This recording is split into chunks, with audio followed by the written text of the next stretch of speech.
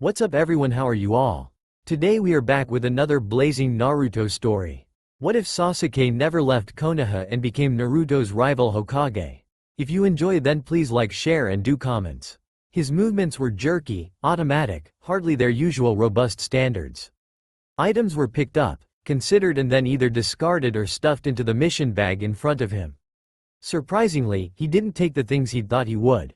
Before becoming a genin he believed that he'd never be able to live without these little knickknacks and reminders of a life he now no longer wanted anything to do with. One thing he refused to leave behind, no matter how much of a reminder it was the slightly inflated green frog that served as his keeper of money. Besides, it was the only one he had and it was darn useful, even if it was slightly empty right now thanks to that stupid pervert. Satisfied that he'd assessed everything inside the little apartment, he snapped the bag closed and swung it onto his shoulders, shifting it slightly so that he could find a comfortable position. There was only one thing left to do. Reaching next to him he picked up the blue material with the shiny metal plate attached to the middle. Reaching into his pouch he pulled out a sharpened kunai. Raising it above the metal plate he paused, hesitated for the first time since reaching his decision. This was the one gift he treasured above everything else in his life, protected it like he would protect a precious person. After all, it had been a gift from his precious person. The first one to acknowledge his existence, really see him. But then those words, said by that very same precious person, burned through his mind once again and the kunai slashed before they'd even faded. Now instead of just a spiral leaf engraved into the metal plate, a straight and sure slash ran through it, deeper even than the leaf. It seemed fitting that way. That his pain caused by his village would be deeper than his loyalties to it. The headband was tied tightly in place, slashed leaf proudly displayed for all who might see it, which at this late hour none would. His eyes landed on a bright orange outfit, hanging with 3 others in the slightly open closet. No, not even that would come with him. He owned other clothes, he just didn't wear them as often. For more reasons than others had ever bothered to decipher, to care about enough to ask.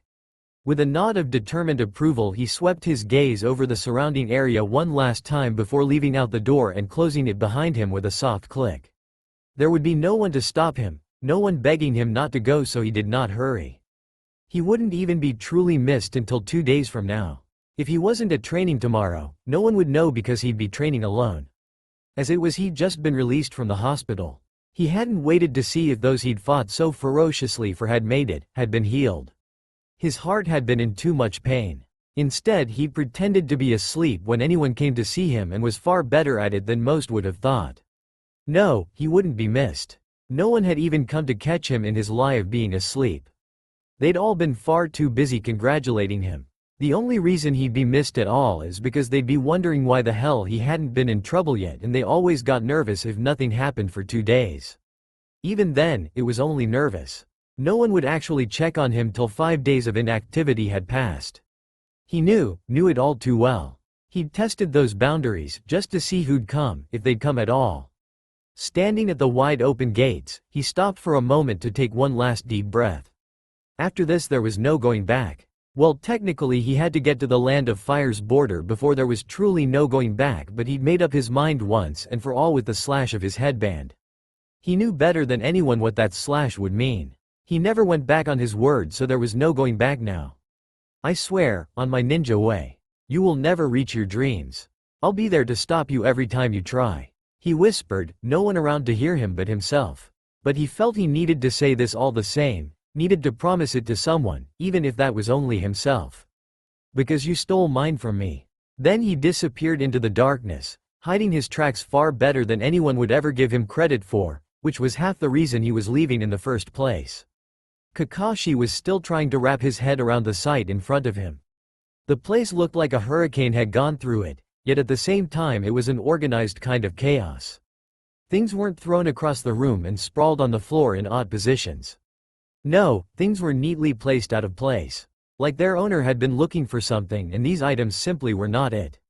That, however, was not what troubled the Jonin sensei. If there was one thing that sent off warning bells in his head, it was the orange. Those nightmare-inducing, eyeball-burning orange outfits hanging in the closet.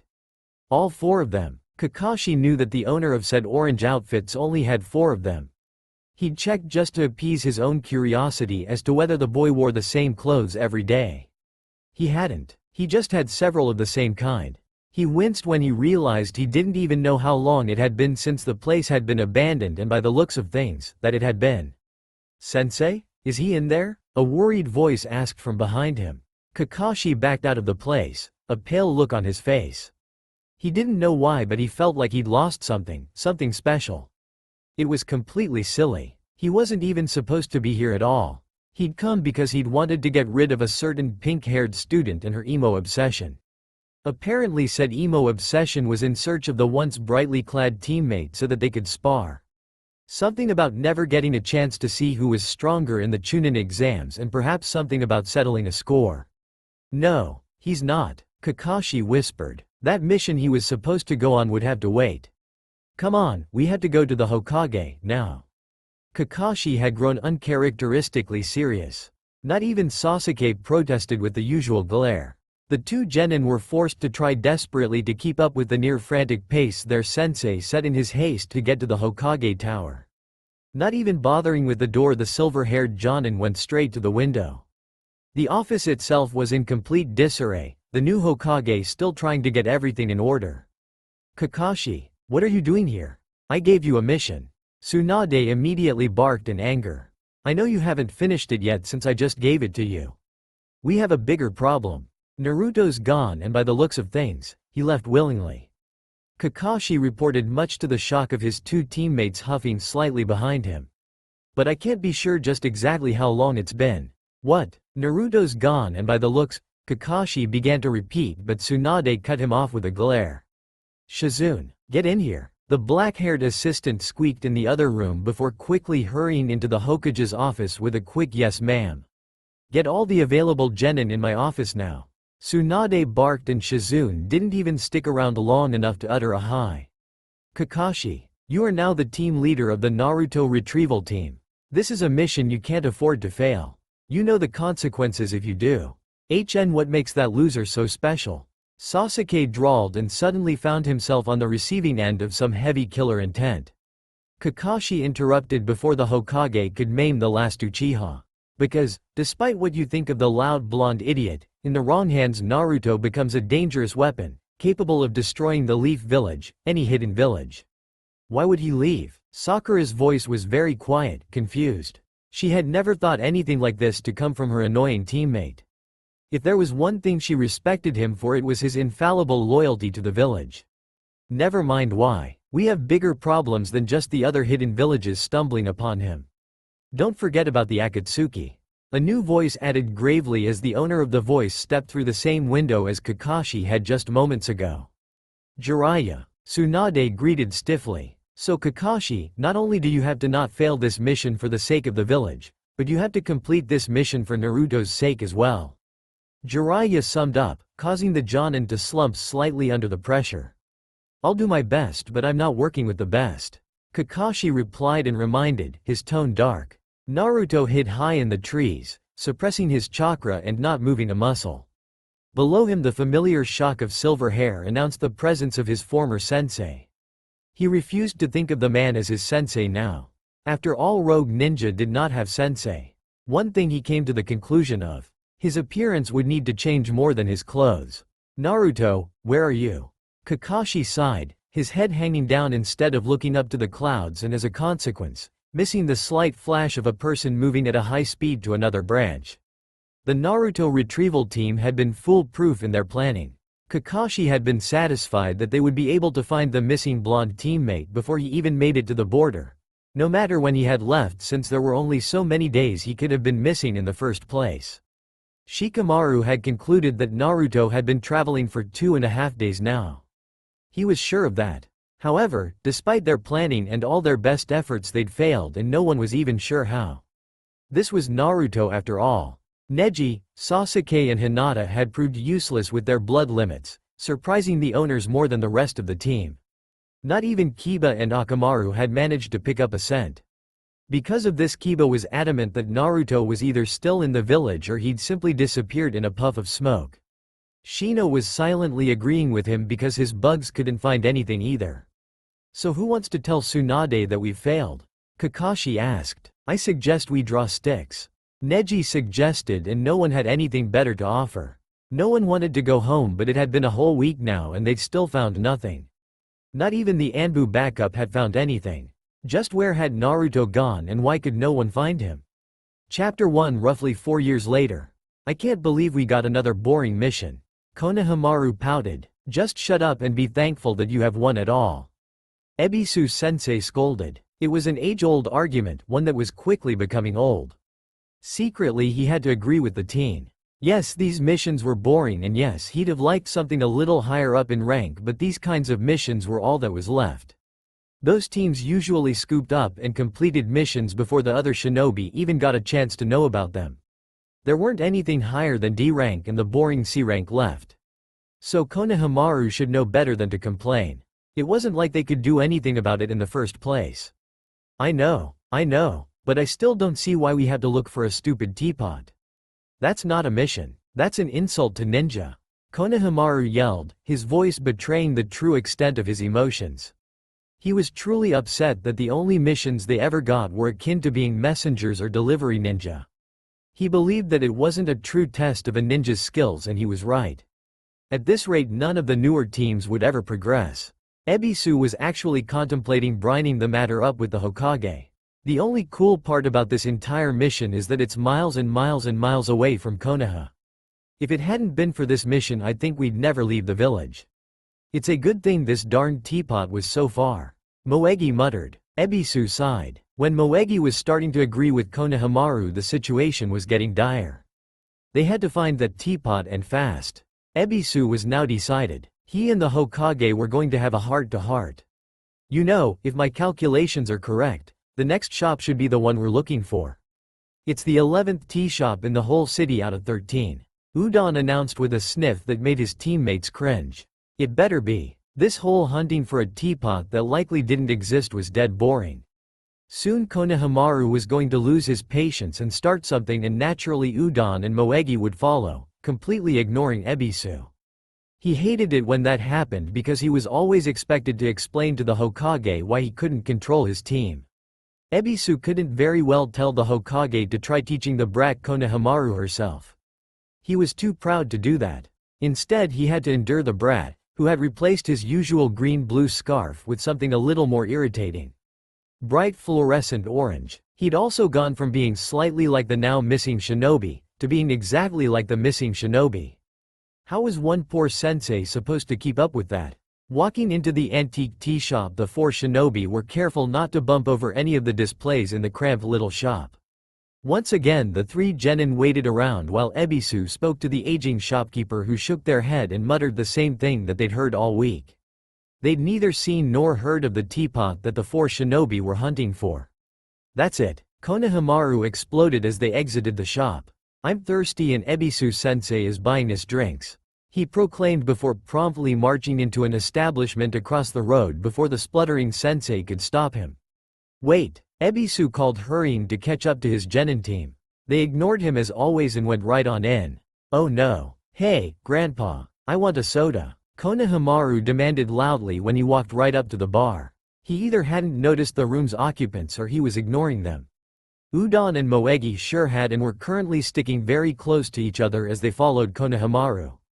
All the people in the little restaurant of sorts looked like they'd be more than happy to kill the genin just to hear them scream, and they looked like they could, no matter that they were ninja. Something about them said that they could either way. Almost all of them had some sort of weapon. You know, kid, you're awfully small to be making such loud-mouthed demands. The old man behind the counter commented, looking at Konohamaru through one squinted eye. His other eye appeared to be missing, leaving nothing more than an empty socket covered by an eyelid. I'm not a kid. I'm a ninja, believe it, Konohamaru replied hotly. The 13-year-old did not take well to being called young, even though he really was.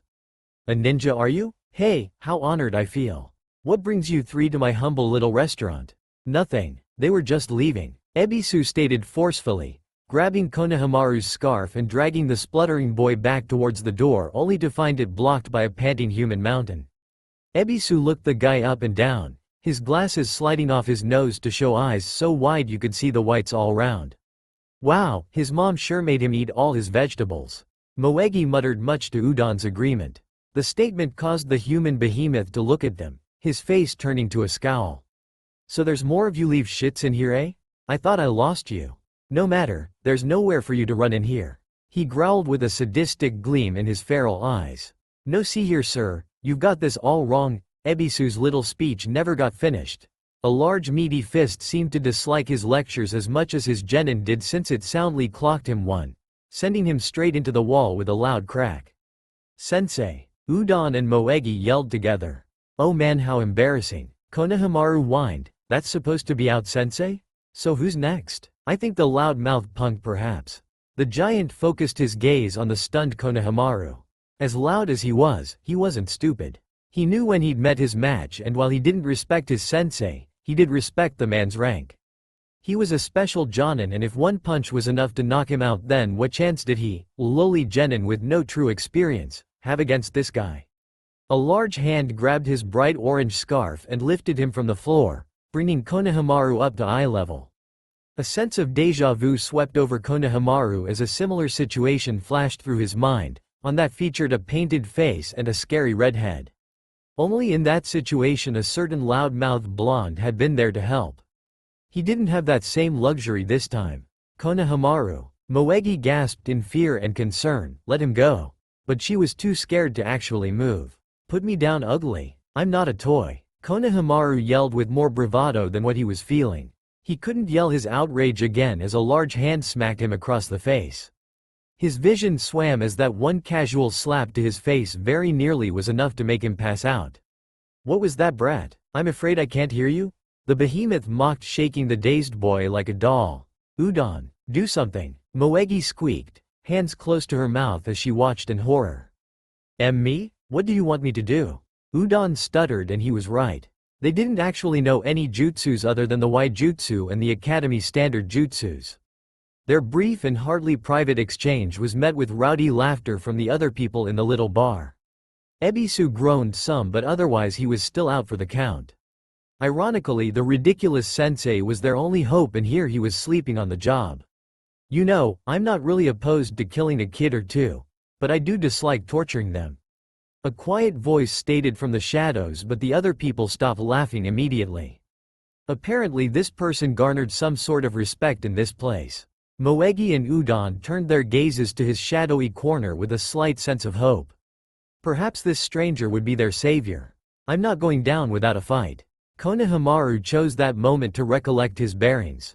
His small hands come together in a seal that the two genin recognized and paled. Why no jutsu? Konohamaru yelled. A large puff of smoke obscured their view for a moment, hardly dispersing, only moving out the way to reveal the curvy brunette that was Konohamaru's version of the perfect woman. She blew a kiss at the stunned giant man and giggled before puffing back into the form of Konohamaru and yelling. Run! Tactical retreat! Tactical retreat! He was making a mad dash to the door when he was jerked to a halt as someone grabbed a hold of his longer-than-average scarf. Konohamaru knew he had to either ditch the scarf or lose his chance at escape, but he just couldn't bring himself to ditch the bright orange reminder. Now where you going in such a hurry? That was quite the show you put on there, kid. A voice leered at him. Let me go, you pervert. The door banged open and the bartender decided that too much was happening way too fast. How was a one-eyed old man supposed to keep up? There you are. Did you think you could get away from me? A one arrogant Sasuke Uchiha yelled, pointing a finger at the large growling man from earlier. Everyone in the room froze, except for Konohamaru, who was kicking and struggling with all his might. Sasuke's distraction was all he needed to break free. Instead of running for the door, he ran to Ebisu, shaking the older shinobi. Come on, you closet pervert. You gotta wake up and get me out of here. I'm too young to die. I still need to become Hokage. Ebisu just groaned but didn't wake up. Turning back to see what was happening, Konohamaru took note that Udon and Moegi had very discreetly shuffled their way to an out-of-the-way place in the shadows. Sasuke had now been joined by his other teammates, Kakashi Hatake and Sakura Haruno, completing the highly reputed and feared but incomplete Team 7. Instead of cowering in fear, the large man began to laugh. Wiping tears from his eyes, he looked at the determined Leaf Ninja before stating, "You lose. This is a trap." With those words, the doors slammed shut and a seal glowed into activation. The entire building was enclosed in a barrier. There was no escaping it till the barrier was broken, and with the crowded occupants all having similar looks of glee on their faces, there wasn't going to be time to dismantle the barrier for a while yet. Sakura, stay out of the way and protect Ebisu and his team. Kakashi stated in a low cautious voice. Nah, you stick with your team. I got the brats. A cheerful voice said from the back. It was the same voice that had interrupted earlier. Only this time he moved out of the shadows and into view. I'm not part of this little setup. The phrase, wrong place in the wrong time, comes to mind.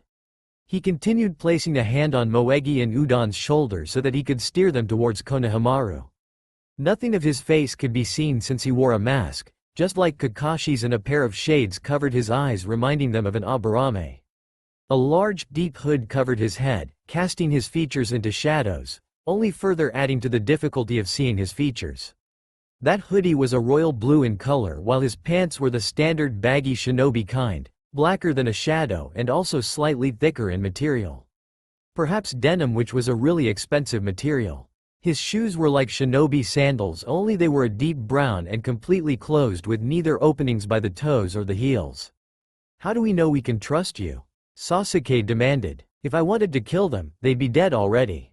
While this is hardly insurance, it's also a fact. Besides, it's a waste of energy. The mysterious person answered. So far they couldn't even tell if he was a shinobi. He did have a tanto and weapons pouches, but any civilian could look the part of a shinobi. The difference was in the chakra and the fighting skills. The decision was taken out of their hands when Team 7 was suddenly attacked from all sides. All they could do was trust this stranger to do what he said he would and protect the 4 other leaf shinobi who were not supposed to be there. Who are you? Konohamaru asked as the stranger got closer, practically carrying the other 2 genin out of the fight. Nobody, but I do like that jutsu of yours. Creative, the stranger replied in a cheerful tone, ducking a kunai at the same time. The stranger ignored the sounds of battle around him as he checked on the genin sensei. Ebisu appeared to be completely fine other than a concussion. He was probably going to have a major headache for a while. For the most part the 5 of them were ignored, as the rest of the room, who turned out to be disguised missing nin and rouge ninja, were focused more on Team 7. Man, just look at them go. Konohamaru sighed, obvious envy and respect in his tone. And indeed they were impressive. However, the enclosed spaces were taking its toll. They couldn't use any jutsu, only taijutsu and close combat with kunai and shuriken. Forget about them, start worrying about yourself. A voice snarled from their right. One of the ninja had taken advantage of Team 7's distraction and chosen to go after the other genin. A leaf shinobi was still a leaf shinobi. He had no qualms either way. As long as he got to take some of them down, then he was happy. However, he was blocked by the stranger that had interfered. No matter. They had all agreed to spare him with nothing more than a few broken bones, but now he was as good as one of them and therefore as good as dead. That plan was cut short prematurely, literally. Blood pooled on the floor as it wept from the ninja's slit throat. Ebisu's genin team gaped in open-mouthed shock at the lifeless ninja on the floor and the one standing above him. They hadn't even seen him move. He had to be a ninja, but where did his loyalties lie? I suggest you lot step it up a pace. At this rate they're going to win. The unknown shinobi said loudly towards the battling Team 7. He received a snarl from Sasuke in reply. These ninja weren't particularly powerful. They were just plentiful and apparently specialized in short distance, no jutsu combat. Without realizing it, Sakura found herself backed into a corner, unable to build up the momentum she needed to get a really good punch in. Her attacks were based on heavy hitting, coming at you straight on. She was the medic. It was her job to dodge as Tsunade had drilled into her. Yet she didn't only know how to fight using that strength. No, she knew other methods, she just wasn't skilled in them as much. Which was why she found that she couldn't stop the 3 attacks coming straight for her. She could stop 1, maybe 2, but not all 3, and they were all aimed for lethal points. Both Kakashi and Sasuke were too busy to even find her, much less help her. She was on her own. Thinking quickly, Sakura chose the 2 that were most likely to kill her immediately, was went to aim for those first. But she found that she didn't need to block anything as gloved hands slammed onto the wall on either side of her head, enclosing her, protecting her. Shaded eyes were on her face as that mysterious ninja who'd proclaimed responsibility for Ebisu's team took all 3 attacks in the back. Need to keep up their hot stuff. You're going to die if you don't step it up a level or two. His tone was clearly amused, and those words were all the warning she got before the shinobi disappeared in a puff of smoke, her 3 attackers lying on the floor, their own blood quickly pooling around them. A shadow clone, huh? She hadn't seen one of those in years. Looking across the room, she saw that the shinobi was engaged on the other side, doing as he'd said and protecting the 3 genin and their unconscious sensei. His speed was unreal. He was literally playing with his opponents, messing around with them before delivering a swift death via a slit throat. She didn't have a lot of time to admire the almost assassin-like precision of the unknown ninja. More enemies quickly replaced the ones he had killed. Just how many were there? There was no way this place could have held that many ninja in it. They had to end sometime. Multi-shadow clone jutsu. The yell was enough to make Team 7 freeze. The room was suddenly overrun by copies of the mysterious ninja. Soon Kakashi, Sasuke and Sakura found themselves staring at the blank eyes of the now dead ninja. I got tired of them summoning more of the others into the room. The mysterious nin explained with a shrug, stepping over the bodies so that he could get to the door. Who are you? Sasuke demanded. Nobody, came the immediate and frosty reply. In an instant he'd switched from a happy-go-lucky, glad to help ninja to an extremely cold and impatient one. They had to be careful. Do you serve a village? Kakashi asked, his tone light but his stance on guard as he watched this unknown ninja study the barrier seal on the door. He already knew how to break it, but he wanted to see what this one would do. No. The tone was just as pleasant as before he was asked who he was. So that was a non-touchable topic. I travel around a lot. Gotta say though, it's been a while since I've seen Konoha ninja. Sakura moved to check on the genin and found that not even a drop of blood had landed on them. Their sensei even had signs of beginner-level healing. She glanced at the ninja still studying the door. Was he an amateur medic? Perhaps his travels prevented him from fully devoting himself to the study. She herself knew that it took a hell of a lot of practice. Do you have a name? Sasuke asked. Well, sneered, or do you prefer nobody?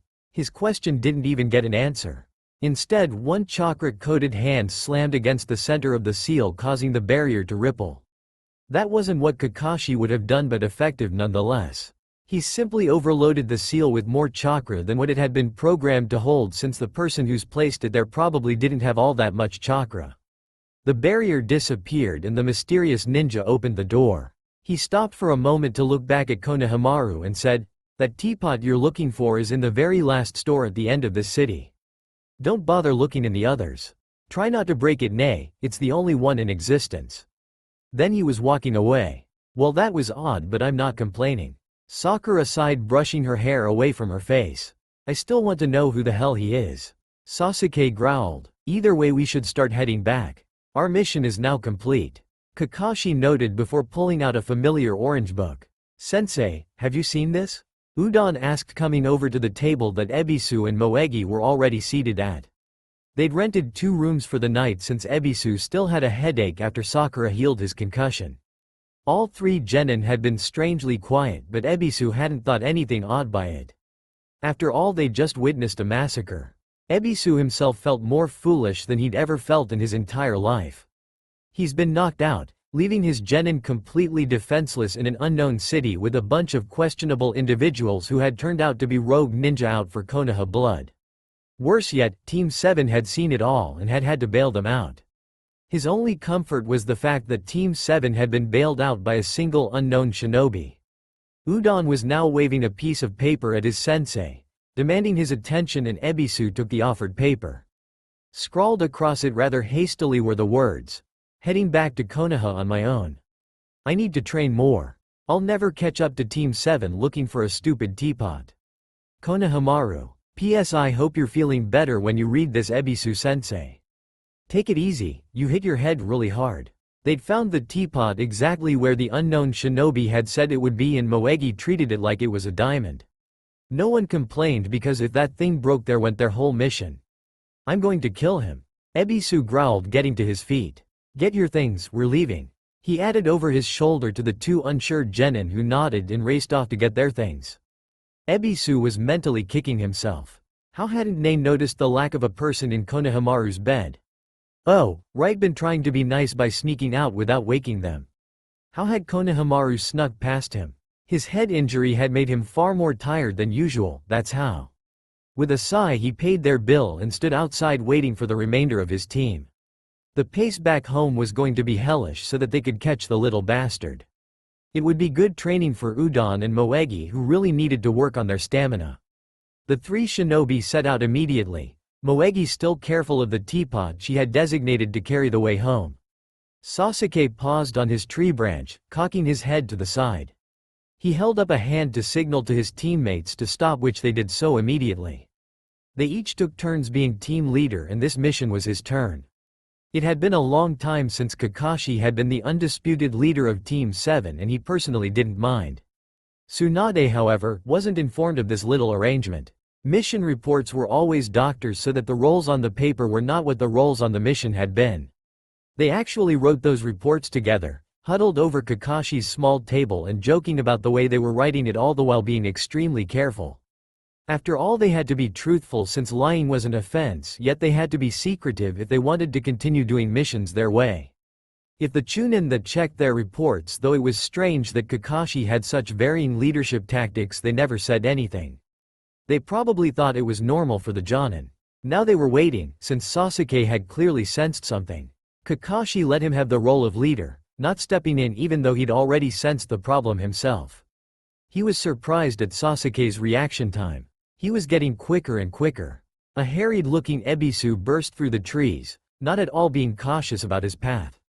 He didn't check for traps or ambushes first and didn't bother to hide his presence very well either. What kind of a shinobi was he? "Oh, Team 7, didn't think we'd catch up to you," Ebisu stated, his tone conveying his bland enthusiasm at seeing Team 7 twice in as many days. They did not get along. In fact, there were a special select few that could stand to be around Team 7 longer than was necessary. They were something else. "We weren't really in a hurry," Sakura replied, noticing the two genin struggling to catch up to them, panting heavily. "How are you feeling today? You look a bit disheveled. Lose something?" Sasuke droned, his eyes trained on the two approaching genin. "Me? Oh, I'm perfectly alright, thank you. It's a certain genin that's not going to be fine as soon as I catch up to him. In fact, after I'm done killing him I'll be more than fine. I'll be perfect, cause then all my troubles will dissolve into wherever I hide his body." Ebisu's crackle sounded a little on the insane side, causing Kakashi to raise an eyebrow. Unfortunately, he knew the feeling. "You haven't by any chance seen Konohamaru, have you?" Udon panted as he landed on a branch. The poor boy looked ready to faint. Konohamaru must have really pissed Ebisu off to make him forget about his students' lack of chakra at their current age. It looked like he'd been pushing them for a while already and hard. "No, we haven't," Kakashi answered, which only seemed to anger Ebisu more. "When I get a hold of him, he's so dead," Ebisu promised under his breath. "What did he do?" Sasuke drawled. In reply, Ebisu shoved a piece of paper practically up his nose, causing him to glare at the shinobi. He snatched the paper away from Ebisu, if only to get it out of such close proximity to his face. When he read the words, however, he frowned. "That's not right. If what's written on here is true, then we should have encountered the genin a while back, unless you guys somehow managed to miss him with your reckless pace," Sasuke commented while doing the mental calculations. "Unless the loser just got lost. Knowing Konohamaru, he probably did," Moegi muttered. Kakashi sighed before scratching the side of his head. "Well, do you have anything that's his?" he asked, to which the genin and their sensei shook their heads. They wouldn't have thought they'd need something of their fellow genin teammates so that they could track him should he decide to run off. "Then we have two choices: fan out and look for him, which could take forever and is a waste of my time, or we could head back to Konoha and see if he somehow managed to bypass us and get there first," Sasuke concluded, his voice showing his enthusiasm, or lack of, when it came to the first option and his doubtfulness of the second option being plausible. After a brief moment of consideration and discussion, it was decided that they'd head back to Konoha, since that was apparently where Konohamaru was headed in the first place. Team 7 had raised questions and pointed out scenarios that pointed to a possible kidnapping, but Team Ebisu was adamant that Konohamaru left of his own accord. So with the thought of home in mind, the two teams left for Konoha, Team Ebisu at a thankfully slower pace and Team 7 at a faster one. Finding the other shinobi's trail had been easier than he'd thought. He wondered if that was because he wasn't trying to hit it or because he wasn't as skilled as Konohamaru had originally thought. He hoped it was the first, otherwise this was a waste of time and he would get into trouble for nothing. He wasn't stupid, no matter how much he pretended he was. He knew that what he was doing was practically called desertion and he could be labeled a mission nin for it, but he also knew that they'd incorrectly assume he was stupid, like he wanted them to believe and that he'd gotten lost on the way back. But right now he had other things in mind.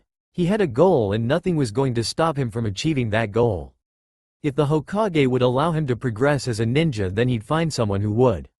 He'd find a teacher that would help him achieve his goal, not ignore it like Tsunade did. He didn't bother honoring her with a title. She didn't deserve it. So with these thoughts in mind, he stuck to the trees, following, watching. The ninja from the day before was walking along the road, not at all concerned about attacks or just too deep in thought to look out for any.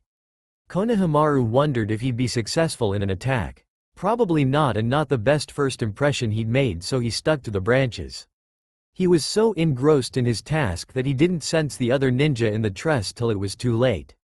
Too late as in one of them covered his mouth and dragged him backwards. Just because his mouth was covered didn't mean he was going to go quietly. Konohamaru kicked and struggled to get out the grasp of the ninja who held him. He wasn't a friend and was most likely going to kill Konohamaru if he didn't say something about it. Taking an opportunity, Konohamaru bit down on the hand over his mouth, causing the ninja to let him go and curse. Konohamaru didn't waste time. He made a chakra-infused dash towards the last place he'd seen the mysterious shinobi. He'd protected Konohamaru and his team once, would he do it again? Breaking through the trees, Konohamaru fell to the floor and ungracefully landed on his butt with an oath. Looking up, he saw that the other shinobi was already engaged in battle, fighting off the ninja with an ease that frustrated the enemy. A set of arms grabbed Konohamaru from behind and the genin immediately began struggling. "Hey, calm down. It's me," a disgruntled yet familiar voice scolded. Konohamaru immediately stopped struggling. "You shouldn't be here," the clone of the mysterious shinobi stated as he took Konohamaru away from the immediate battle. "I wanted to find you," Konohamaru replied with a pout. "Great, you found me. Now what?" The clone's voice had a distinctly mocking tone to it. Konohamaru hesitated before he answered.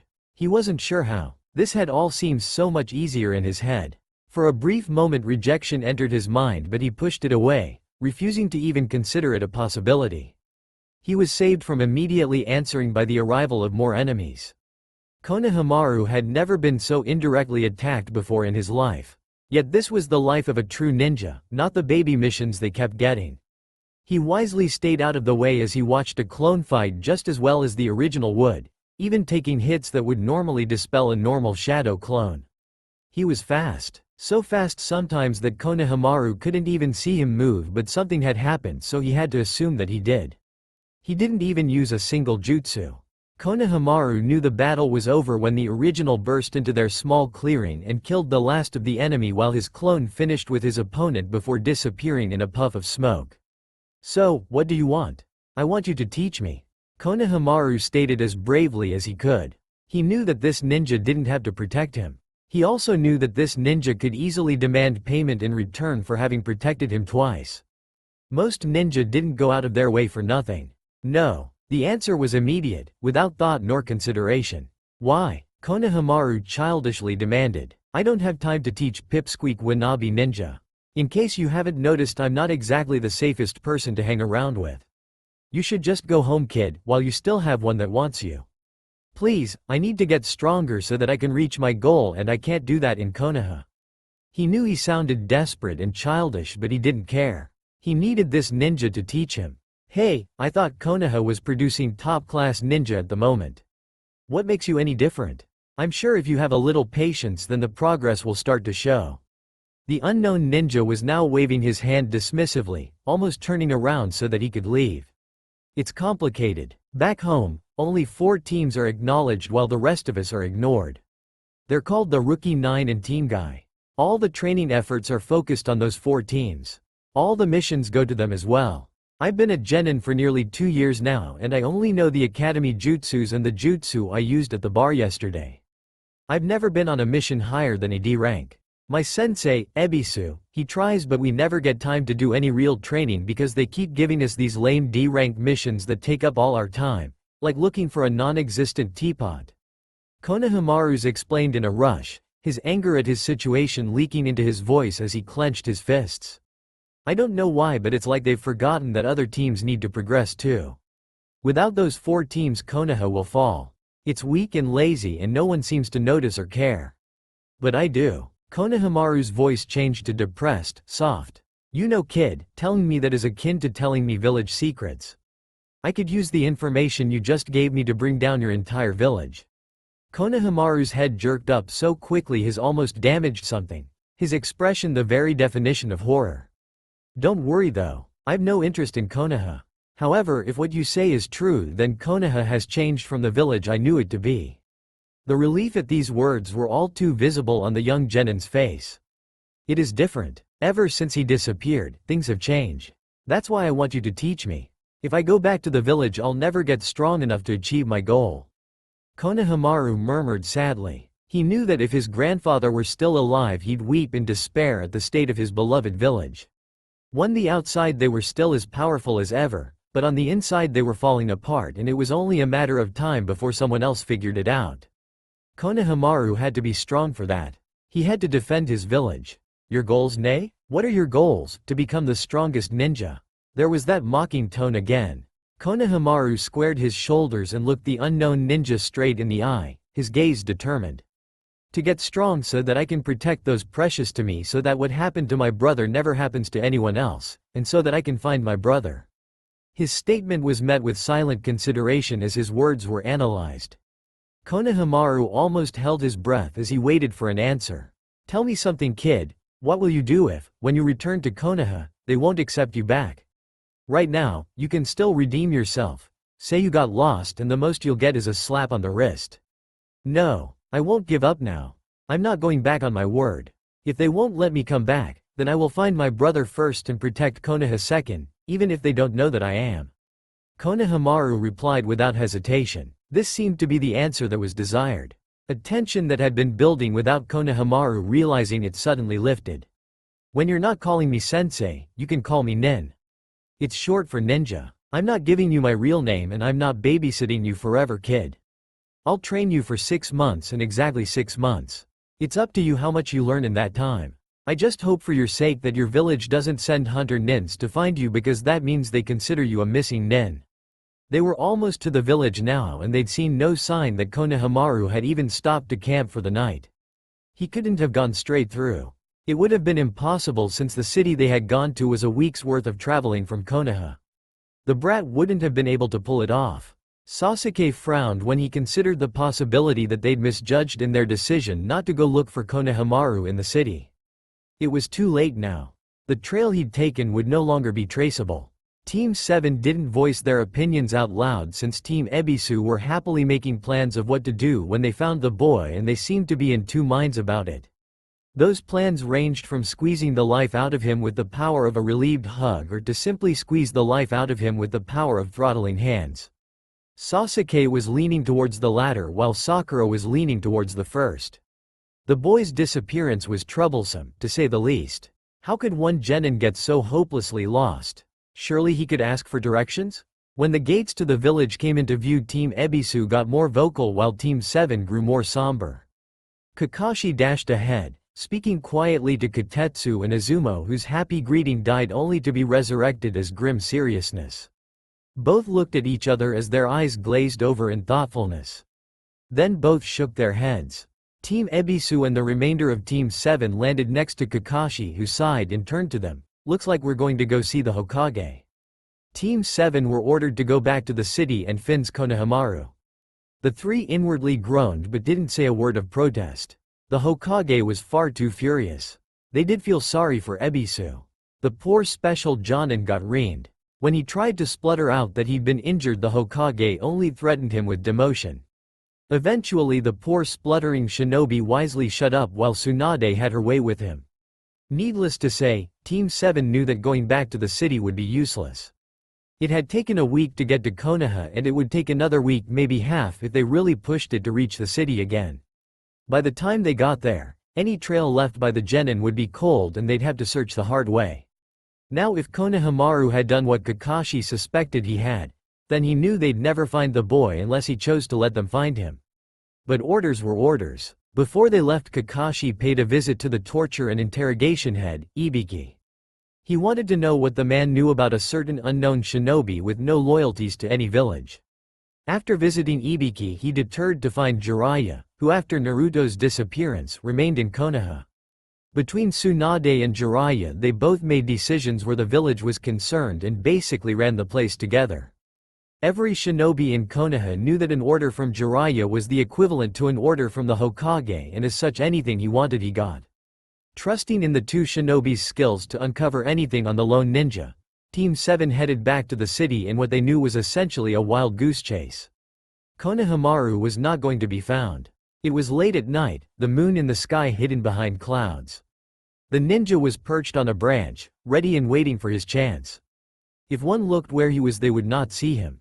His mission was stealth tonight, and being caught before he allowed himself to be would be disastrous. He had a mission tonight and he absolutely could not fail it. Sensei? The hidden leaf is really weak at the moment, right? So how do I make them see that? His own question to his sensei flashed through his mind as he took in the lack of guards.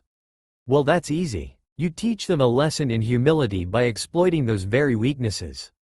Nin had grinned back at him. The other had waited exactly 4 months before he'd revealed something as small as his eyes to Konohamaru. They were a light chestnut color that held a lot more emotion than his voice. It was like he could train his voice to never betray a thing, but he couldn't keep his eyes from sparkling with excitement or from squeezing shut as he grinned under his mask. It was the only true way of knowing what was going through the other shinobi's head, if one knew what to look for. And tonight, Konohamaru, 13-year-old genin of 2.5 years, was going to teach the great and mighty village hidden in the leaves a lesson he hoped they never forgot. Dashing from his hiding place, Konohamaru went straight for the Hokage's tower. All the best secrets were kept there, but that was not his target, only his distraction. By the time they realized it, it would be far too late. Dashing from rooftop to rooftop, he didn't even have to pause. The lack of security was almost sickening. He'd slept peacefully in this very village his whole life bar 6 months and 1 week. That 1 week spent looking for a stupid teapot. And he believed that he'd been perfectly safe behind those walls. Now, as a ninja breaking in, he realized how naive he'd been. Sticking close to the shadows all the same, since his sensei had drilled into him that bad habits got ninja killed, he waited before proceeding anywhere near the tower.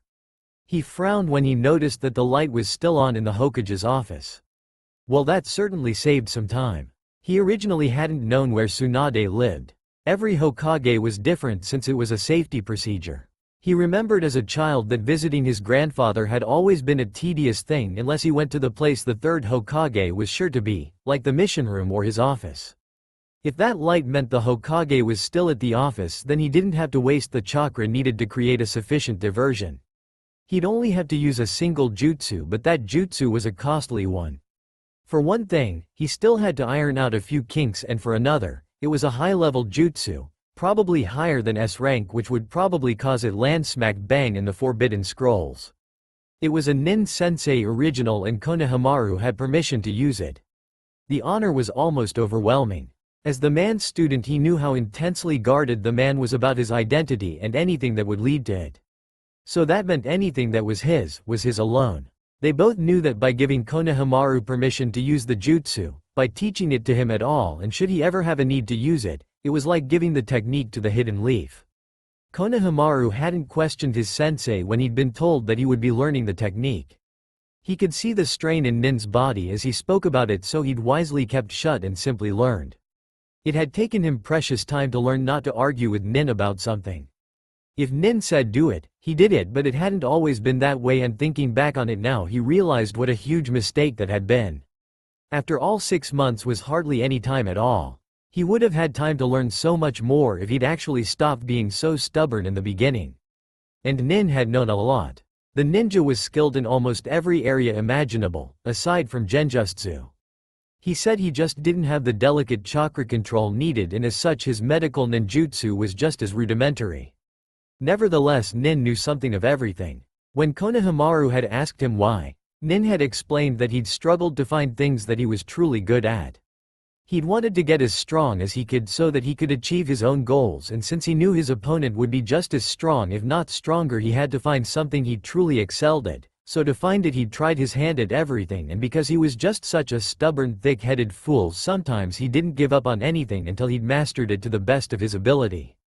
It was a rare moment of disclosure, and it hadn't lasted long. The second Nin realized that he was actually giving away something about himself, even something as mundane as his favorite techniques. He'd clammed up and been short off with Konohamaru for a whole week. Nin had a surprisingly sunny disposition for such an efficient killer, so a week of being grumpy was a very long time. Konohamaru hadn't been pushed so hard in his life as he had in that week, but he'd learned a hell of a lot faster. Nin also liked stealth and speed more than stealth. His mantra on this matter was simple and rather logical. It didn't matter how strong your opponent was, if they couldn't touch you, they couldn't beat you. To Nin, speed and stealth went hand in hand. He knew that if you were too slow to get to the next hiding spot, you were as good as dead or discovered, which in his mind for some reason was worse. Konohamaru had been drilled in the ways of speed, and due to Nin's own highly private nature, deception, Konohamaru would never, ever, disrespect the usefulness of the henge. Nin had showed him things he'd never even dreamed of using such a simple technique for. Of course, as with all things Nin did, his insane chakra levels allowed him to take everything a step higher. His transformations weren't just illusions, they were real. He could turn into anything, as well as choose between really being it or keeping it simple and making it an illusion. Being the real thing always took more chakra, but that wasn't a problem for Nin. All through the 6 months, Nin had also focused on Konohamaru's chakra reserves, fed up with him collapsing from exhaustion before they'd truly started anything strenuous. In his mind, water walking and tree walking were baby exercises in comparison. Nin wholeheartedly told Konohamaru that chakra control exercises were perfect for developing one's chakra network and by extension their reserves, and since Konohamaru was still young, his networks would be easier to mold and extend.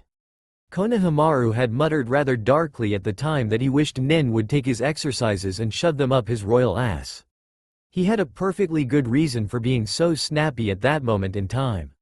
Nin was making him dodge high-speed kunai while on a rushing stream that ended in a fatal plummet to the ground below known as a waterfall, as well as being forced to keep several hundred leaves plastered to his body with chakra. After he'd mastered that training, he'd become a master at chakra control and dared anyone to find anyone better. He was pretty sure he could outdo a Hyuga. With a disappointed sigh, Konohamaru casually walked up the side of the building. It was a warm night and the Hokage had left a window open to allow a breeze to filter into the office. Yet even with the breeze, it was the flickering of the candle that alerted the Hokage to the presence behind her, before the kunai at her throat. "What do you want?" Tsunade asked in a low and calm voice, which was met with a small chuckle. "Just for you to know how easy it would be for me to kill you. I didn't even meet in single guard. I'd even had a distraction already." A clearly disguised voice informed her cheerfully. "If you don't intend to kill me, then would you mind lowering the kunai?" Tsunade countered, still in the low and level tone. "Oh, I don't think I'll do that. This kunai is the only thing keeping you from misbehaving. I want to talk to you, and the arrival of Anbu would seriously impede my efforts, and not to mention that infamous temper of yours." "Misbehaving?" The question was snorted as though he'd offended the Hokage.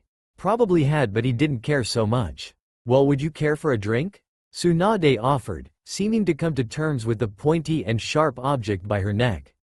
"No thanks. I'm too young for that just yet."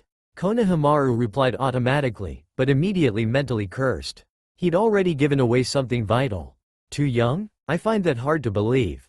To have the skill to get this far, you have to be at least old enough to drink. Tsunade stated her disbelief. Konohamaru sighed. He may be young, but the third was his grandfather, and he hadn't disappointed when it had come to showing his family heritage. Even Nin had been impressed. "My real age will give you a heart attack if that is what you truly believe, and the ridiculously easy task of getting this far is what I wanted to talk to you about. The village hidden in the leaves has fallen very far ever since the third was murdered by the snake." Konohamaru started, his voice hissing out the word snake angrily. "I see you garner no love for the traitor either. That gives you a few points in my book," Tsunade observed. "However, I must disagree with your statement about the village. The village hidden in the leaves has never held a stronger position amongst the other villages since its creation. That is where you're wrong. Remove Team 7, just Team 7, and how long will the others last? Konohamaru asked slowly, giving the 5th Hokage time to think it over. I have faith in my shinobi. Tsunade replied firmly. No doubt the remainder of the Rookie 9 and Team Guy will prevail, but remove all those 4 teams. Take them out and what do you have left, Lady Hokage? At the names the enemy had used, Tsunade paled. The names were used only within the village, known only by those in the village. How did you know to refer to them as that? She couldn't stop herself from asking even as the implications of his words were starting to become clear. Remove those 4 teams and what indeed did she have left? She couldn't even name anyone off the top of her head. Anbu for sure, but there were only so many of them and they wouldn't be able to carry the weight of the entire village for long if at all. Those 4 teams were comprised of the best in their fields, and without them all that was left was an older generation of shinobi that would be devastated by the loss of their children that had been a part of the Rookie 9 and Team Guy. I'm a lot closer to the village than you realize, Lady Hokage. Close enough to know that without those 4 teams, your lack of attention on the development of other younger teams will become your downfall. Without those 4 teams, the village hidden in the leaves will fall. Soon others will figure it out and act on it. You send those 4 teams on so many high-ranking missions that they're hardly ever in the village. The other shinobi have gotten lazy due to the lack of challenging missions, and should an attack come, like me, they couldn't stop it even if they wanted to. Who are you? Tsunade asked. His words were sinking in, the ghastly truth making her heart race and her mind cloud with shame. He was completely right. Where had she gone so wrong?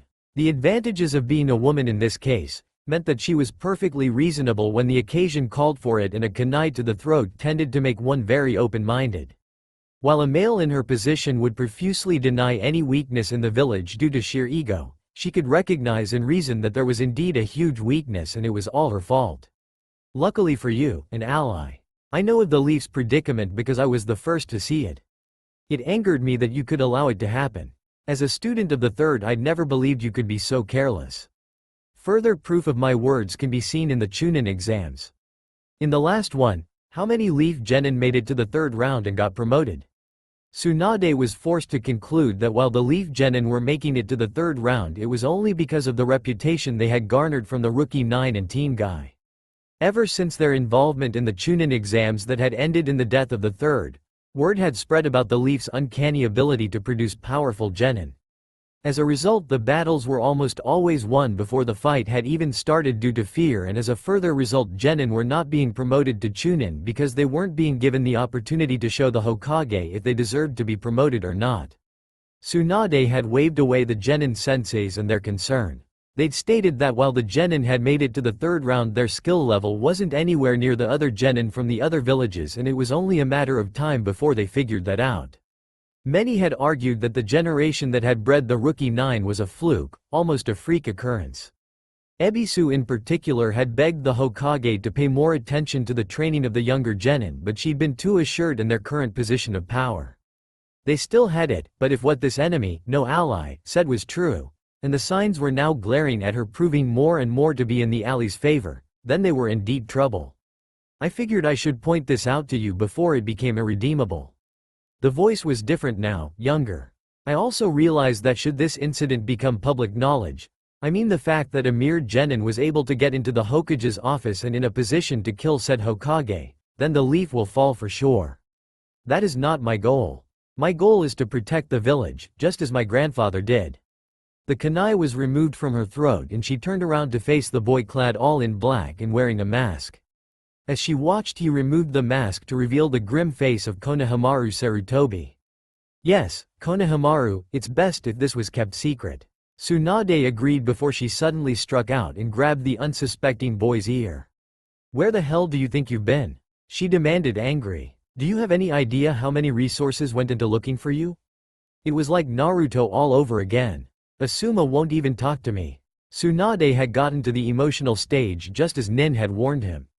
Nin had said that at this point he should become completely compliant. So he allowed the near-sobbing Hokage to pull him into a bone-crushing hug. She was frickin' bipolar, just like Iruka-sensei. Can't breathe. Konohamaru gasped out just as the door banged open and the Anbu guards swarmed in, drawn by the commotion. Well, it's too late for you lot now. Tsunade snapped at the confused Anbu as she released a gasping Konohamaru from her hug of death. Since you're here anyway, one of you go fetch Asuma Sarutobi and another one of you useless morons go fetch Ebisu. The rest of you, get out and go patrol the building or something useful. She turned back to the nervous Genin. He'd planned as far as alerting Tsunade to the threat but not much further than that. You, sit. Konohamaru sat down immediately, not even worried that he hadn't even sat in a chair but had promptly fallen to the floor. Tsunade rolled her eyes before pointing at a chair. Once Konohamaru was seated in it, she narrowed her eyes. I'm grateful to your actions tonight, Konohamaru. Your concern for the village is something that would make your grandfather proud. Well done on seeing something that both Jiraiya and myself, two of the supposed legendary Sannin, did not, however. You've got some explaining to do. That tone was a dangerous one. She held up a hand before he could answer and went over to a seal on her wall. She pressed a hand to it and it glowed with chakra. We'll wait for everyone to arrive before you begin. While I'd like for your actions tonight to remain a secret, some people will have to be privy to that secret. Very soon pops and puffs of smoke filled the Hokage's office as grumpy and sleepy shinobi emerged from those clouds of smoke. Konohamaru gulped as he took in the people that were starting to appear. They were important people, very important. One of them, however, made him smile. Uncle Asuma. Konohamaru rushed to the Jonin, who looked like he'd just crawled out of bed and probably had. He jumped on top of his startled uncle and hugged the life-giving air from his lungs. I missed you so much. You're not going to believe the time I've had. Konohamaru was lifted from Asuma's chest and plopped on the floor once again by a grumbling Shikamaru. Something about girls being troublesome. We just came back from a mission. This had better be worth the sleep I'll be losing over this. Ino threatened in a low deadly tone, narrowing her eyes at the boy she only knew by name and irritation since she'd had to look for him at one point in the previous 6 months, as had most of the shinobi in this room. Actually, Ino, your team and the rest of Rookie 9 as well as Team Guy are going to be on vacation for a while. You can thank Konohamaru. He just earned you more sleeping time. Tsunade interrupted, much to the confusion of the shinobi in the room, which included the Rookie 9 and Team Guy, on a rare occasion of all of them being in the village at the same time, as well as the previous generation of the Ino Shika Cho trio, 3 Anbu ninja. One of them clearly the head of the Anbu division entirely and another was Ibiki, Hiyashi Hyuga, Sume Inazuka, Shizune and Jiraiya. Why did you send that Anbu to get Asuma if he's right here? Konohamaru asked, pointing at his uncle as though Tsunade couldn't see the still startled Jonin. Easy. Get them out of my hair. Now, start talking, brat. Where the hell have you been? Tsunade replied. At this point Konohamaru's face scrunched up in confusion as he tried to remember something. Under his breath he began muttering, I was supposed to say something really important when first presented with that question. Oh man, what was it? But he'd been saying so many things at the time. Come on, Konohamaru, think. Everyone in the room was waiting for the boy to figure out whatever it was that he'd gotten stuck on. To them it was a relatively simple question, and it was only a raised hand from the Hokage that prevented anyone from shaking the boy in annoyance. Oh right, I think it was. A black cat crossed my path and I had to go the long way around? No, that wasn't it. The traffic was unbelievable? Nope, not that one either. I got stopped by a cute girl on the way here and she asked me to dance for her and I did? No, that was the third one, he said. Was it the one where I was helping the old lady cross the street and carry her groceries home for her? That was definitely one of them. As the muttered list grew, all eyes in the room turned sharply to Kakashi, who was smiling nervously and sweat-dropping. Those excuses were starting to sound awfully familiar. Some god up there had it in for him. Aha, I got lost of the road of life.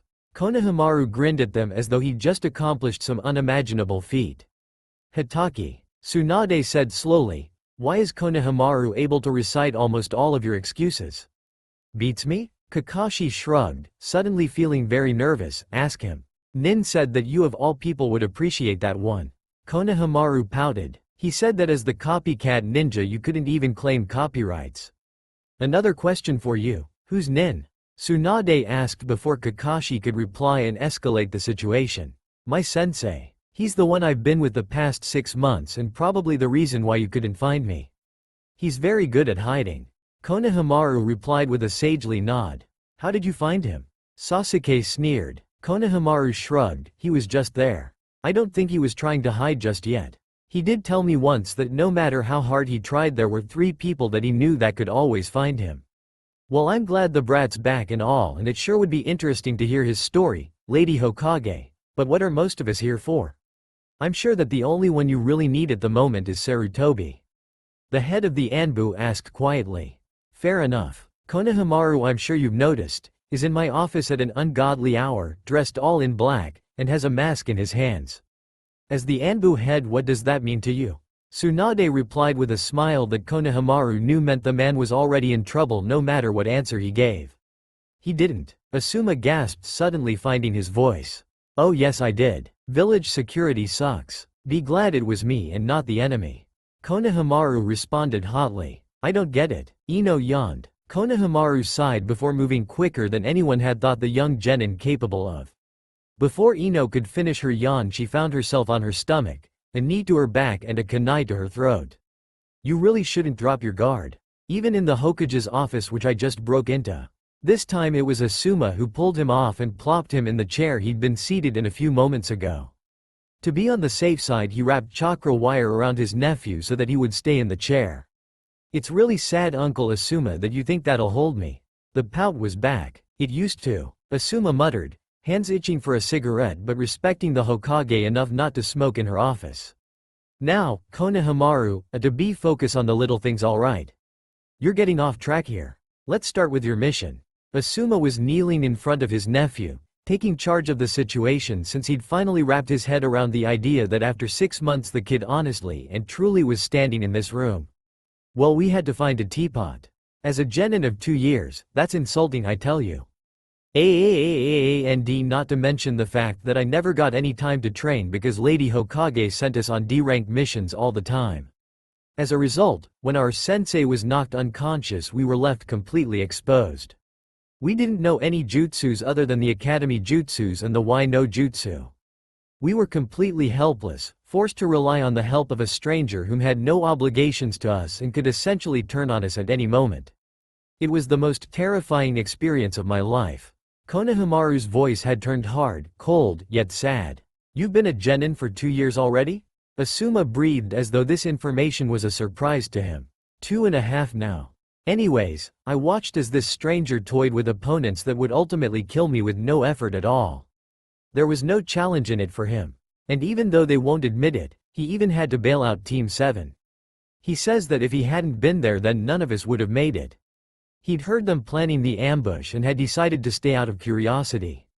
He did admit that Team 7 had exceeded his expectations, but that Sasuke was lower than what he thought he'd be.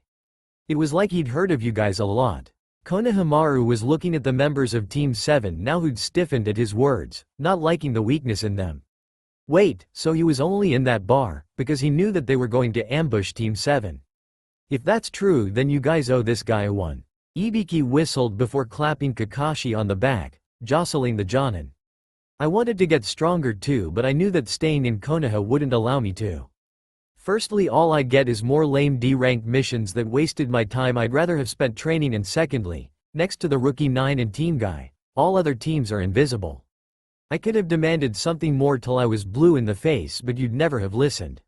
I knew that it was a long shot and that it was more likely that he'd kill me before he accepted me as a student, but I had to learn from him. His skill. Konohamaru's eyes were wide and his voice was distant.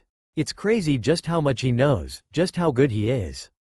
On his own, he could take out the entire village hidden in the leaves and he wouldn't meet anyone that would be able to challenge him. That's absurd. How could no one be able to at least meet him in equal combat? We have 2 of the Sannin. Kurenai stated with a shake of her head. One time, he told me to hide, but he was really serious about it. I hid, but I could still see him. Orochimaru and his assistant, Kabuto, they arrived and tried to talk to Nin. I don't know what was said, but I know enough about body language to know that I don't think Orochimaru has ever tried to lick someone's butt as much as he was trying with Nin. I don't even think the other Sannin would recognize him if they ever saw him like that. Whatever he wanted though, he didn't get it. Nin refused and got angry when Orochimaru persisted. He took a single step forward and I swear Orochimaru cringed. The killing intent that was rolling off of Nin was I've never felt so, it was terrible. Konohamaru shivered unconsciously at the memory. You're joking. Tsunade breathed and Konohamaru shook his head. So, getting back on track, I asked him to teach me and he agreed, but only for 6 months. He's a busy guy and doesn't have the time to teach really. He's in high demand and he has a lot of enemies. He gets attacked a lot, especially when he's not trying to hide. So we moved around a lot. That's why I can't answer you on where we were. I don't know. We just kept moving. Konohamaru shrugged. Okay, so you were with this Nin guy the whole time. Who is Nin? Asuma asked. It's not his real name. He never uses his real name, ever. At least not around me? Everyone who ever spoke to him called him Nin, as his request, come to think of it. He said it was short for ninja. Konohamaru replied. You want to tell me that in 6 months with a guy you were never able to learn anything about him? Tsunade asked. He's extremely private. Worse than Kakashi. In the 6 months that I was with him I learned only 2 things for certain. One, his eyes are chestnut in color and really expressive, which is probably why he covers them up, and 2, he knows a little of something of everything. If he thought for even a moment that he'd let something about himself slip, he was more petulant than a spoiled 2-year-old. It didn't matter that I never realized what he'd let slip on, he'd still get grumpy anyway. Konohamaru explained. What about things you learned just from simple observation? Just because things aren't said with words doesn't mean you can't tell anything at all? Kakashi asked. Nin had already given him a list of things he could and could not tell the other Leaf Ninja. He wasn't allowed to mention any of the techniques he wasn't good at, and he wasn't allowed to mention anything about his goals, the ones he'd let slip during that one conversation. There were other things, but those were the most likely to be asked directly. Sometimes, they'd call him the Cage. Konohamaru had scrunched up his nose in a show of confusion. He knew that this statement would be exactly enough to distract even the most observant shinobi in the room, and as an added bonus it was entirely truthful. He'd even said the statement like it was a question. He knew that no one here actually thought of him as being capable of killing anyone in this room. They were still quite deluded by his previous skill level. He didn't exactly blame them, and he did have a long way to go, but it was ridiculous how easy they fell for the stupid genin act. Did he not just break into the village? The Cage as in the leader of a village, like the Hokage? Asuma asked. No, the Cage, as in the shadow. Jiraiya interrupted, speaking for the first time. You know something about this? Tsunade asked. Jiraiya sighed wearily. He looked up at the ceiling as he pinched the bridge of his nose, thinking. If that ninja he was with for the past 6 months was the Cage, then we'll need to do a full evaluation of Konohamaru's skills. His memories will have to be documented, fully examined and analyzed. Everything he knows about this nin shinobi will have to be shared with everyone in this room. I don't trust the boy enough for him to be completely honest with us. Wha? I'm not allowing any Yamanaka in my head. Konohamaru protested with a growl. If he wanted to play it that way, then Konohamaru was out of here. Jiraiya being so quick-thinking was not something he'd planned on. This could get out of hand very quickly. You can't be serious, Jiraiya. The damage that could cause to the boy is unthinkable. Inoichi also voiced his protests as he'd be the chosen Yamanaka, and he couldn't exactly say no to the Hokage. If you knew what I knew, then you'd feel the same way. Jiraiya growled. Orochimaru has every right to fear this guy. I still can't believe that a kid managed to stumble upon him and convince him to be a teacher. Private doesn't even begin to describe the guy, am I right, Konohamaru? Konohamaru nodded slowly, weary of the white-haired Sannin. I had the unfortunate honor of meeting with him once.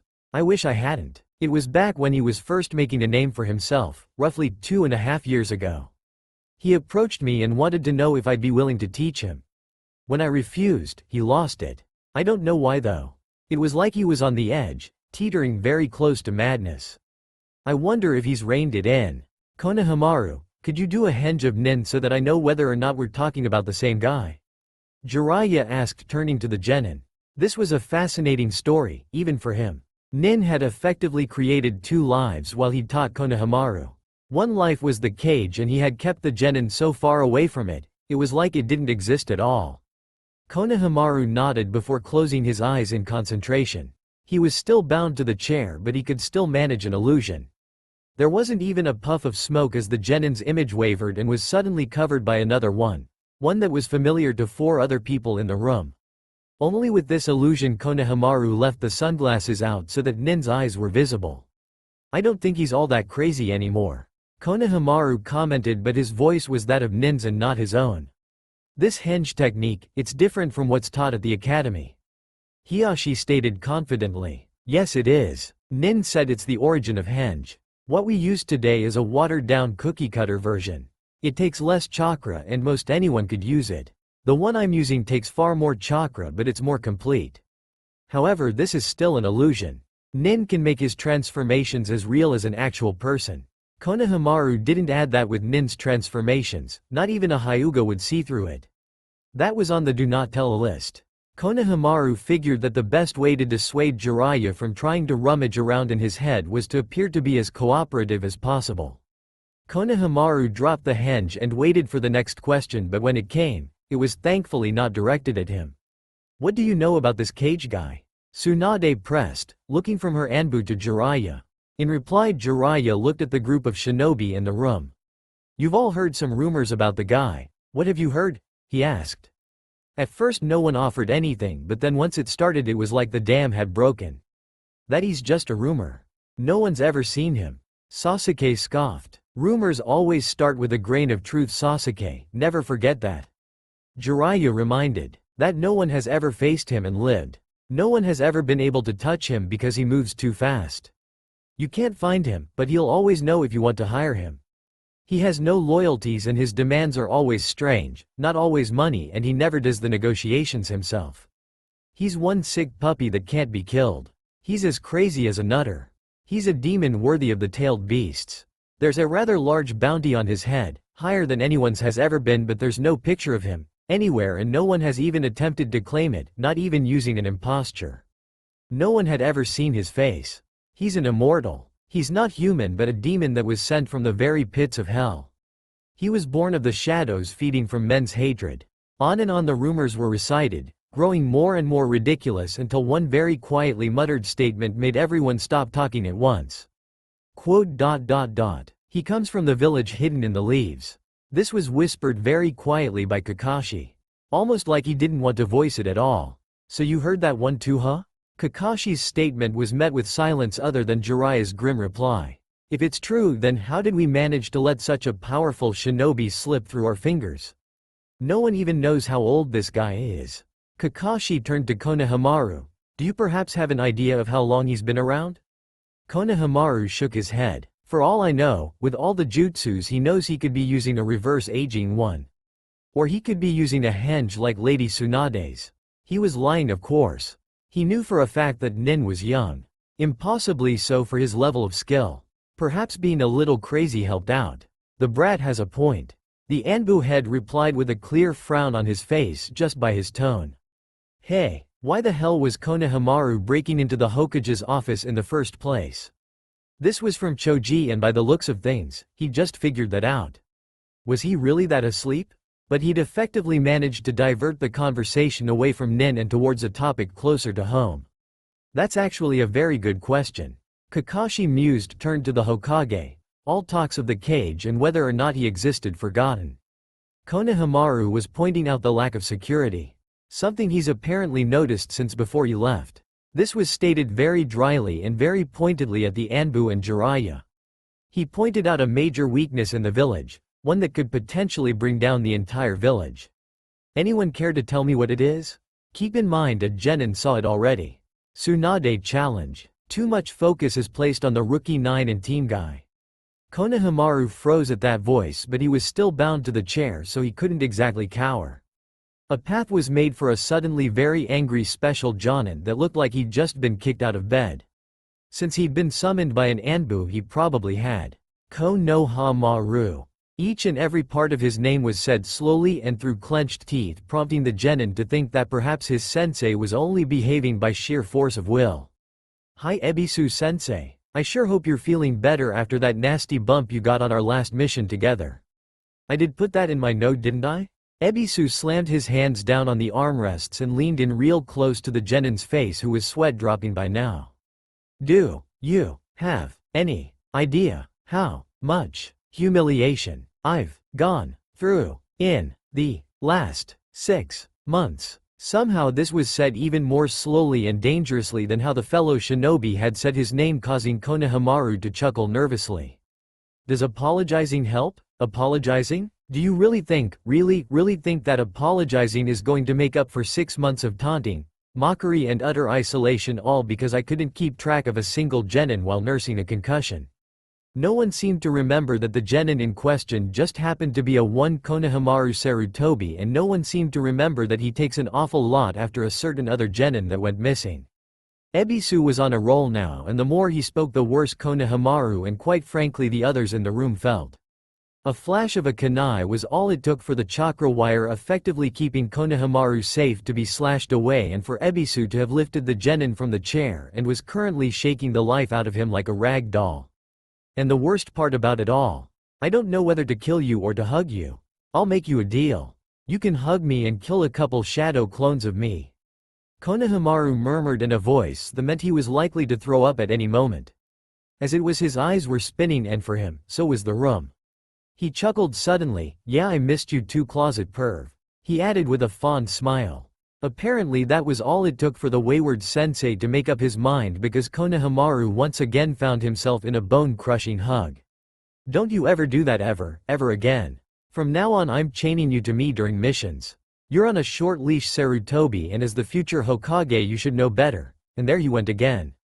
The Hokage coughed to get their attention, and Ebisu shut up immediately, while Konohamaru gasped for precious air once again.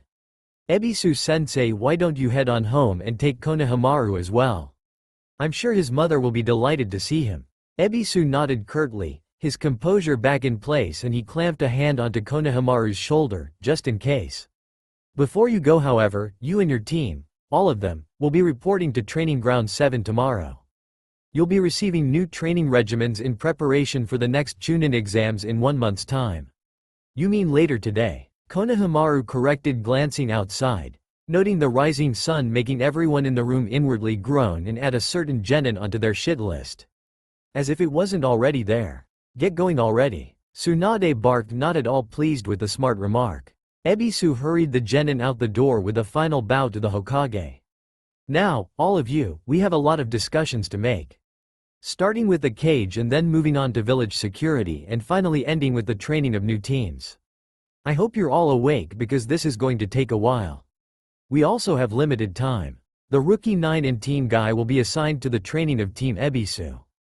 You only have 1 month to get those brats up to speed and ready for the Chunin exams. Anko, Jiraiya and Genma will be joining you. Yes, Konohamaru was now number 1 on their shit list. Konohamaru knew that he was getting looks from the other shinobi, and he knew that he was being talked about, but everyone that knew about his return, or the circumstances of his return, were all still stuck in a meeting with the Hokage, which only further confused the shinobi population. The shinobi of Konoha were terrible gossips, and not many of them had missed the fact that all the important players were missing, which meant they were all in a meeting with the Hokage. That, coupled with the sudden return of Konohamaru Sarutobi, and one was left with a lot of room to get creative. However, nothing in the village hidden in the leaf could keep one very eager genin away from his current destination, Ichiraku Ramen. As soon as he entered, he noted another person already seated at the small booth. He nodded in silent greeting to his fellow ramen lover before ordering his own bowl. He happily slurped down the contents of 2 bowls before he even reacted to the person seated next to him. He liked the ramen booth for the strange privacy it afforded from outside eyes. He had no doubt that he'd be watched for the first few weeks of his return to ascertain that he was indeed still loyal to the village. Everything went exactly as planned. Konohamaru muttered under his breath, knowing that he'd be heard. The man seated next to him nodded enthusiastically. You're quite right, this is without argument the best ramen around.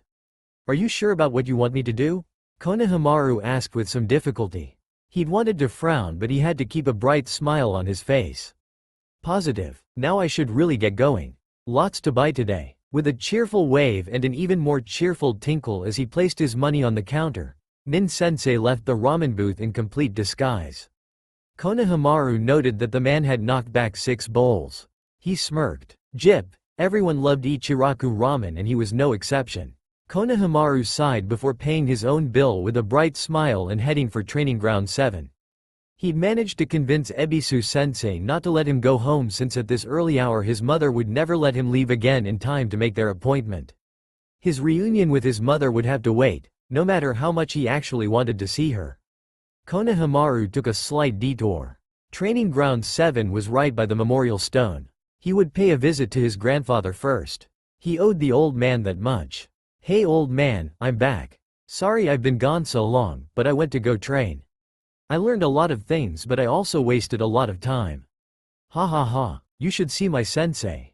I think you'd like him. He's moody yet cheerful and extremely private but he's alright. I think something happened to him, you know, like Kakashi. It's too bad he doesn't come from Konoha." Konohamaru was quite content to chat away, not really caring whether the old man could hear him or not. He sure did miss the old man.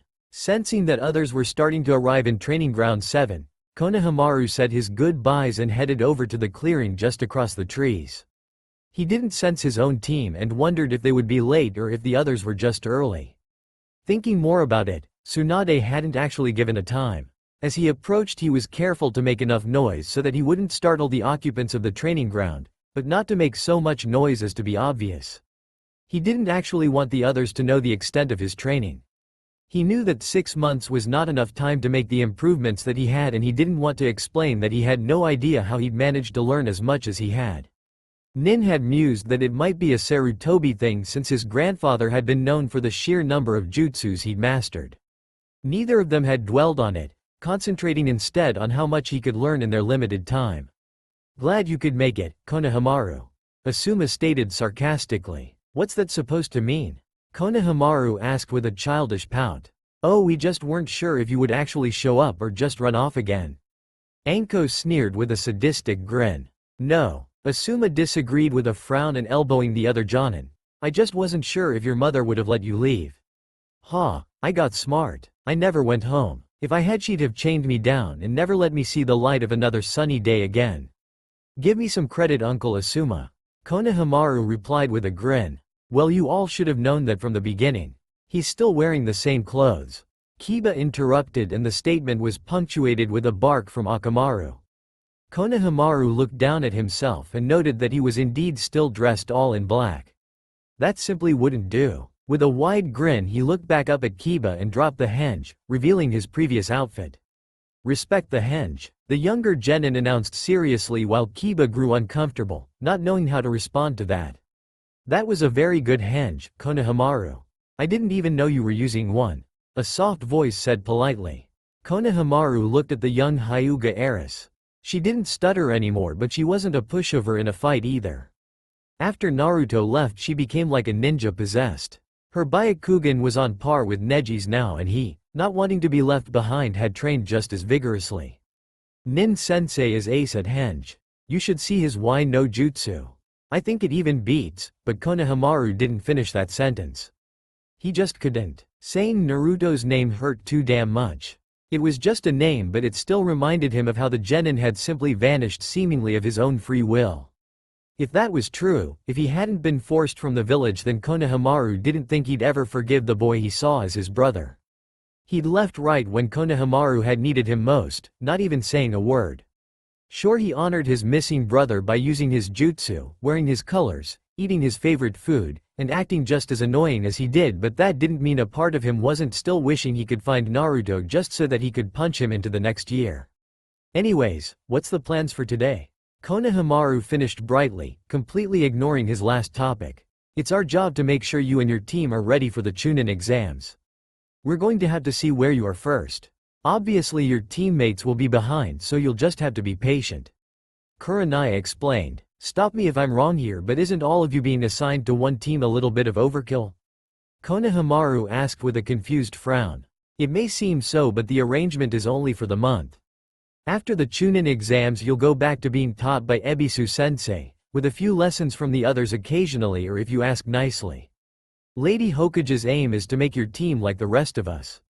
Our training had been specifically geared towards making us very well-rounded shinobi, so we were trained in all areas that Konoha had access to. We know a little of everything in the Konoha shinobi world, with each of us specializing in what we're most efficient in."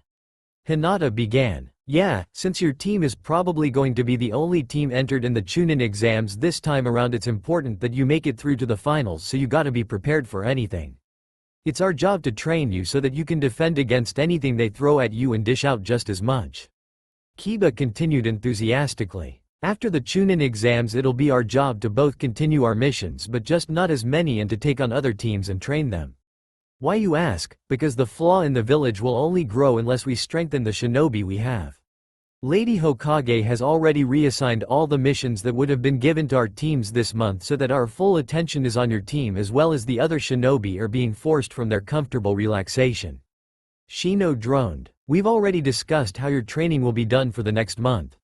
We don't usually train the sensei, but in this case we'll make an exception, so Ebisu will be with Anko, Jiraiya and Genma. All of those four will be hopping from one group to the other, helping where needed.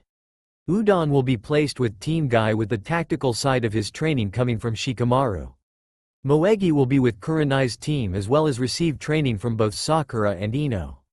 You, Konohamaru, have the honor of being wherever the hell we put you, with whoever we decide to put you with.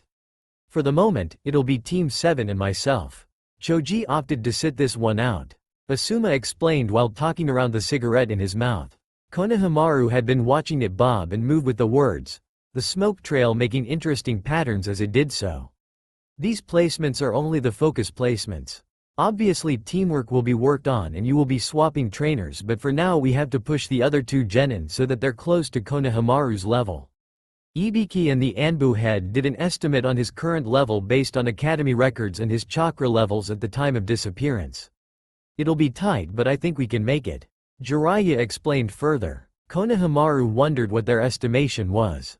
He didn't think it was accurate. Nin Sensei says the best way to learn something is if you have a lot of chakra to screw up enough times to get it right. He then said that the best way to get more chakra is to expand and develop the chakra networks, which is easier to do when you're younger, and he said the best way to do this, Konohamaru tried to explain so that everyone's lives would be easier this coming month, but Sasuke, who had just arrived, cut him off. We don't care what this Nin loser said. We're doing it our way. His loss. It would have saved so much time. Nin knew an awful lot of shortcuts, which naturally conflicted with Konohamaru's mantra. There were no shortcuts on the path to becoming Hokage. But the other shinobi had promised profusely that his way wasn't the shortcut, just the fast track. He'd also added that ninja complicated their own lives by doing things the long way. But since Sasuke was being such a sourpuss about it all, he just had to do it the hard way. He felt for his teammates, but he would not finish that sentence till Sasuke himself asked. It took a little over 20 minutes for everyone to arrive. Ebisu sensei had probably said something to Udon and Moegi because they didn't attack him the moment they saw him. They weren't glaring either. Instead, they looked a little confused as to why they suddenly found themselves training under the revered Rookie 9, Team Guy, Genma. Only because he was a Jonin. Anko and the Sannin Jiraiya. It was quickly explained to them that Lady Tsunade was going to enter their team into the upcoming Chunin exams. Since their team had never been in the Chunin exams before, it was quite the shock for Udon and Moegi. Konohamaru thought that by now Ebisu sensei was in a daze, his actions probably automatic. He wondered when the man was going to snap, and boy could he snap. But, if we're entering the Chunin exams, then why are we training with you? Moegi asked, looking to Kurenai, whom she was told was to be her sensei for the time being.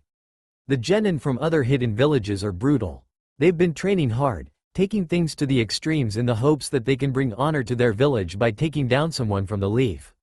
When word gets out that our team was trained specifically under them, here a thumb was jerked at the other shinobi, then we'll become the primary targets, the team to beat.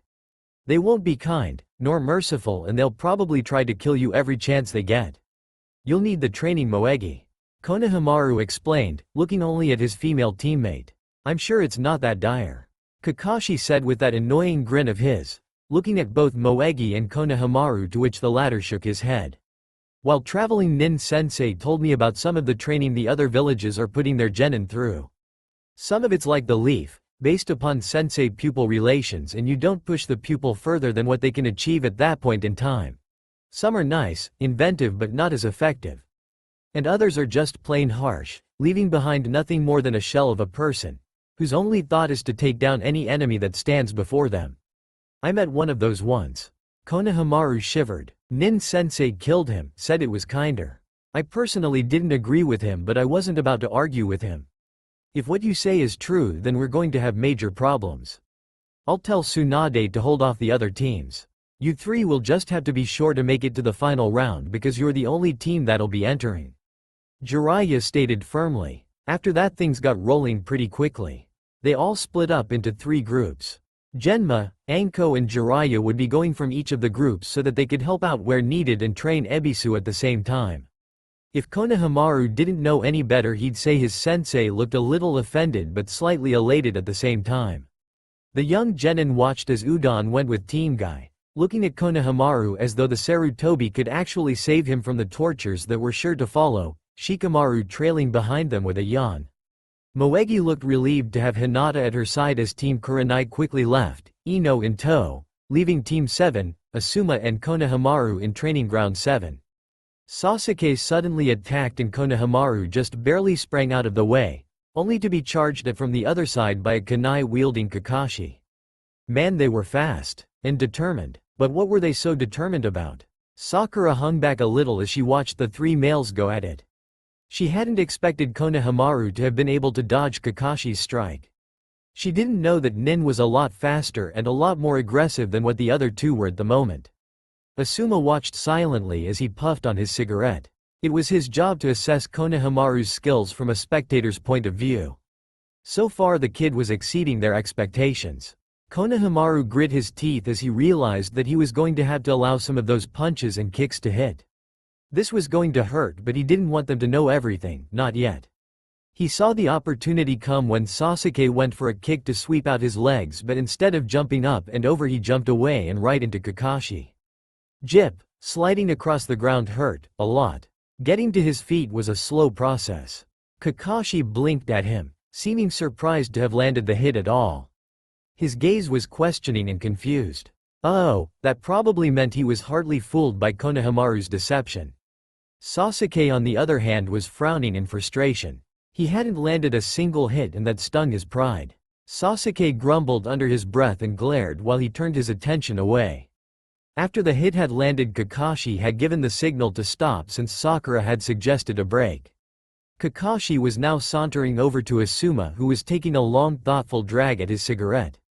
Konohamaru concentrated on catching his breath, not that he was all that winded, but he wasn't completely unaffected by the match.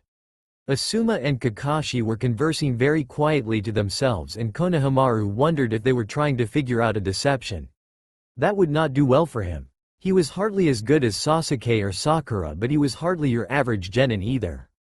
He was Konohamaru Sarutobi, the grandson of the 3rd Hokage, brother to Naruto Uzumaki, and he aimed to be the next Hokage, after finding his brother, of course. He couldn't afford to be average. Konohamaru, why did you go sideways rather than up? Asuma asked loudly and rather suddenly, making the genin snap back to attention. Bad decision, Konohamaru supplied with a shrug. Are we going to get back to it? I'm still good. One punch isn't enough to keep me down. Hold on a minute, we're just checking something, okay? Asuma replied distantly as he returned his attention to the silver-haired Jonin. Konohamaru shrugged, walking over to Sakura, who was watching Sasuke in fascination. Apparently him having a slight tantrum was something new. Hey Sakura, you didn't perhaps catch where the Chunin exams would be held this time around? I don't think I did. He asked, shuffling his feet slightly. It wasn't that he was nervous, just that he had a healthy dose of fear for the pink-haired shinobi. She was Tsunade's student after all, and she had a temper to match her enormous strength. Suna, they drew the short straw this time around. Sakura grinned like this was some private joke, and perhaps it was. Konohamaru smiled anyway, having got all that he'd wanted from the other, and turned to walk away. Suna wasn't so bad. Their alliance with the Leaf meant that they adopted a lot of the Leaf's customs, such as teaching methods and Chunin exam methods. What would Temari and Shikamaru come up with this time? It sure would be interesting. Konohamaru knew the Sand siblings far more personally than that first encounter so many years ago. In fact, Nin-sensei was a rather good friend of the Cage's. Friend wasn't really the word that Konohamaru would use, but it was close enough since they weren't exactly not friends. It was more like Nin-sensei owed Gaara a favor, and since he still owed it, he was effectively Gaara's bitch. But strangely enough, Nin-sensei never really seemed to mind all that much. He actually seemed to like spending time in Suna, and it was one of the few places he stayed in longer than a week and several times over. It made Konohamaru wonder if perhaps the other shinobi had originally come from Suna. However, missing Nin hardly spent an awful lot of time in the place they'd run away from, and with the cage of that place to boot. No, maybe not Suna then. Konohamaru was still deep in thought when suddenly threw a fireball at him. Well spat one. The Uchiha was only further peeved when the obviously distracted genin dodged the fireball by simply tilting to the left slightly, hardly expending a fraction of the energy it had taken to make the fireball in the first place. Are we getting back to fighting then? Konohamaru asked hopefully, returning to the land of the present. He got a grumble in reply and a glare from Sasuke. Konohamaru narrowed his eyes in thought before clasping his hands together in his own kind of seal. His hands blurred through the seals, not as fast as Sasuke would perhaps, but close enough. He spat a fireball straight at the grumbling Uchiha, who blinked in surprise for a mere second before using a replacement jutsu to get safely out of harm's way. Spoil sport. Konohamaru pouted at the stoic Uchiha, who didn't bother to retaliate. He simply turned his head away, staring expectantly at Kakashi and Asuma instead. The two older shinobi seemed to reach some sort of agreement because they broke away from each other and turned back to them. Nice fireball, Konohamaru, but could you put some power behind it? Kakashi commented as well as requested. I only wanted to singe his hair, not turn him into a crisp. I'm sure he'd have survived either way.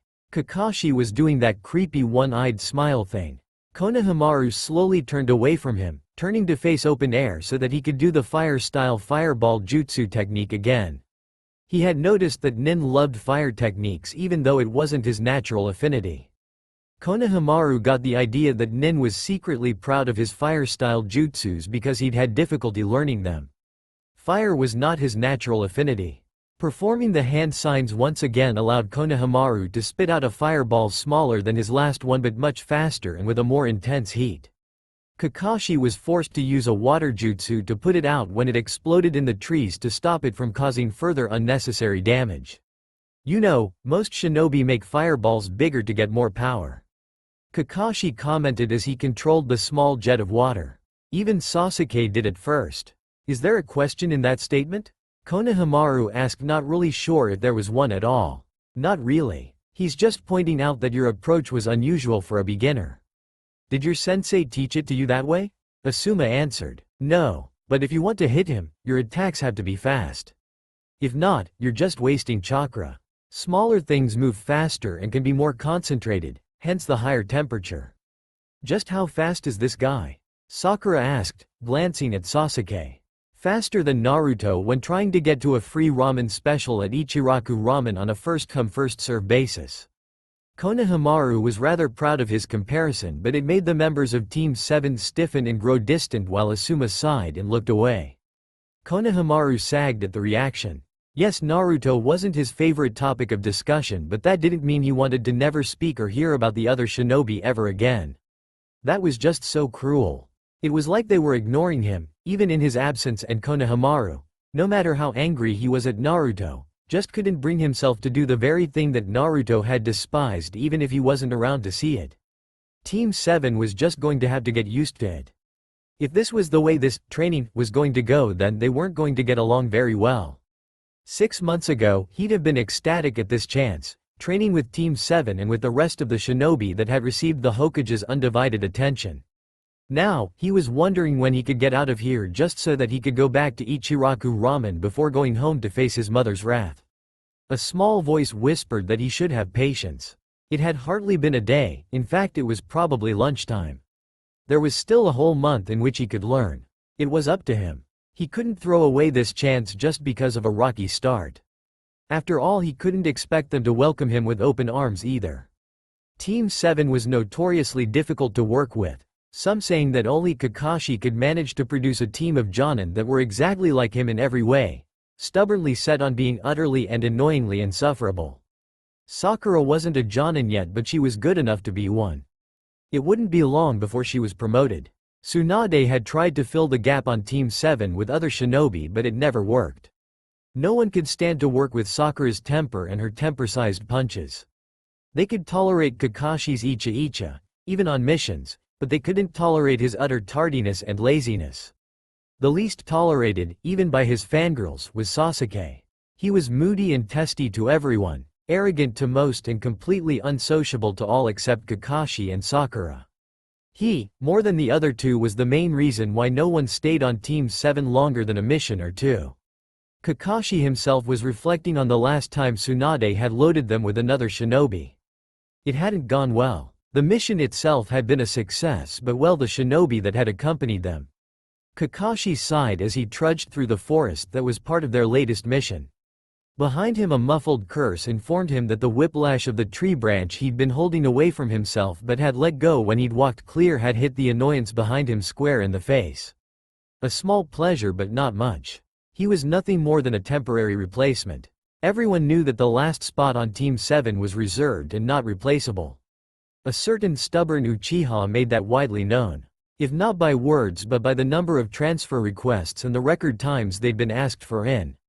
However, Kakashi had to say he hardly blamed the Uchiha. They seemed to find the most annoying and incompetent ninja in all of Konoha to saddle with Team 7, prompting said Team 7 to think their little group had become some sort of punishment for the rest of the shinobi.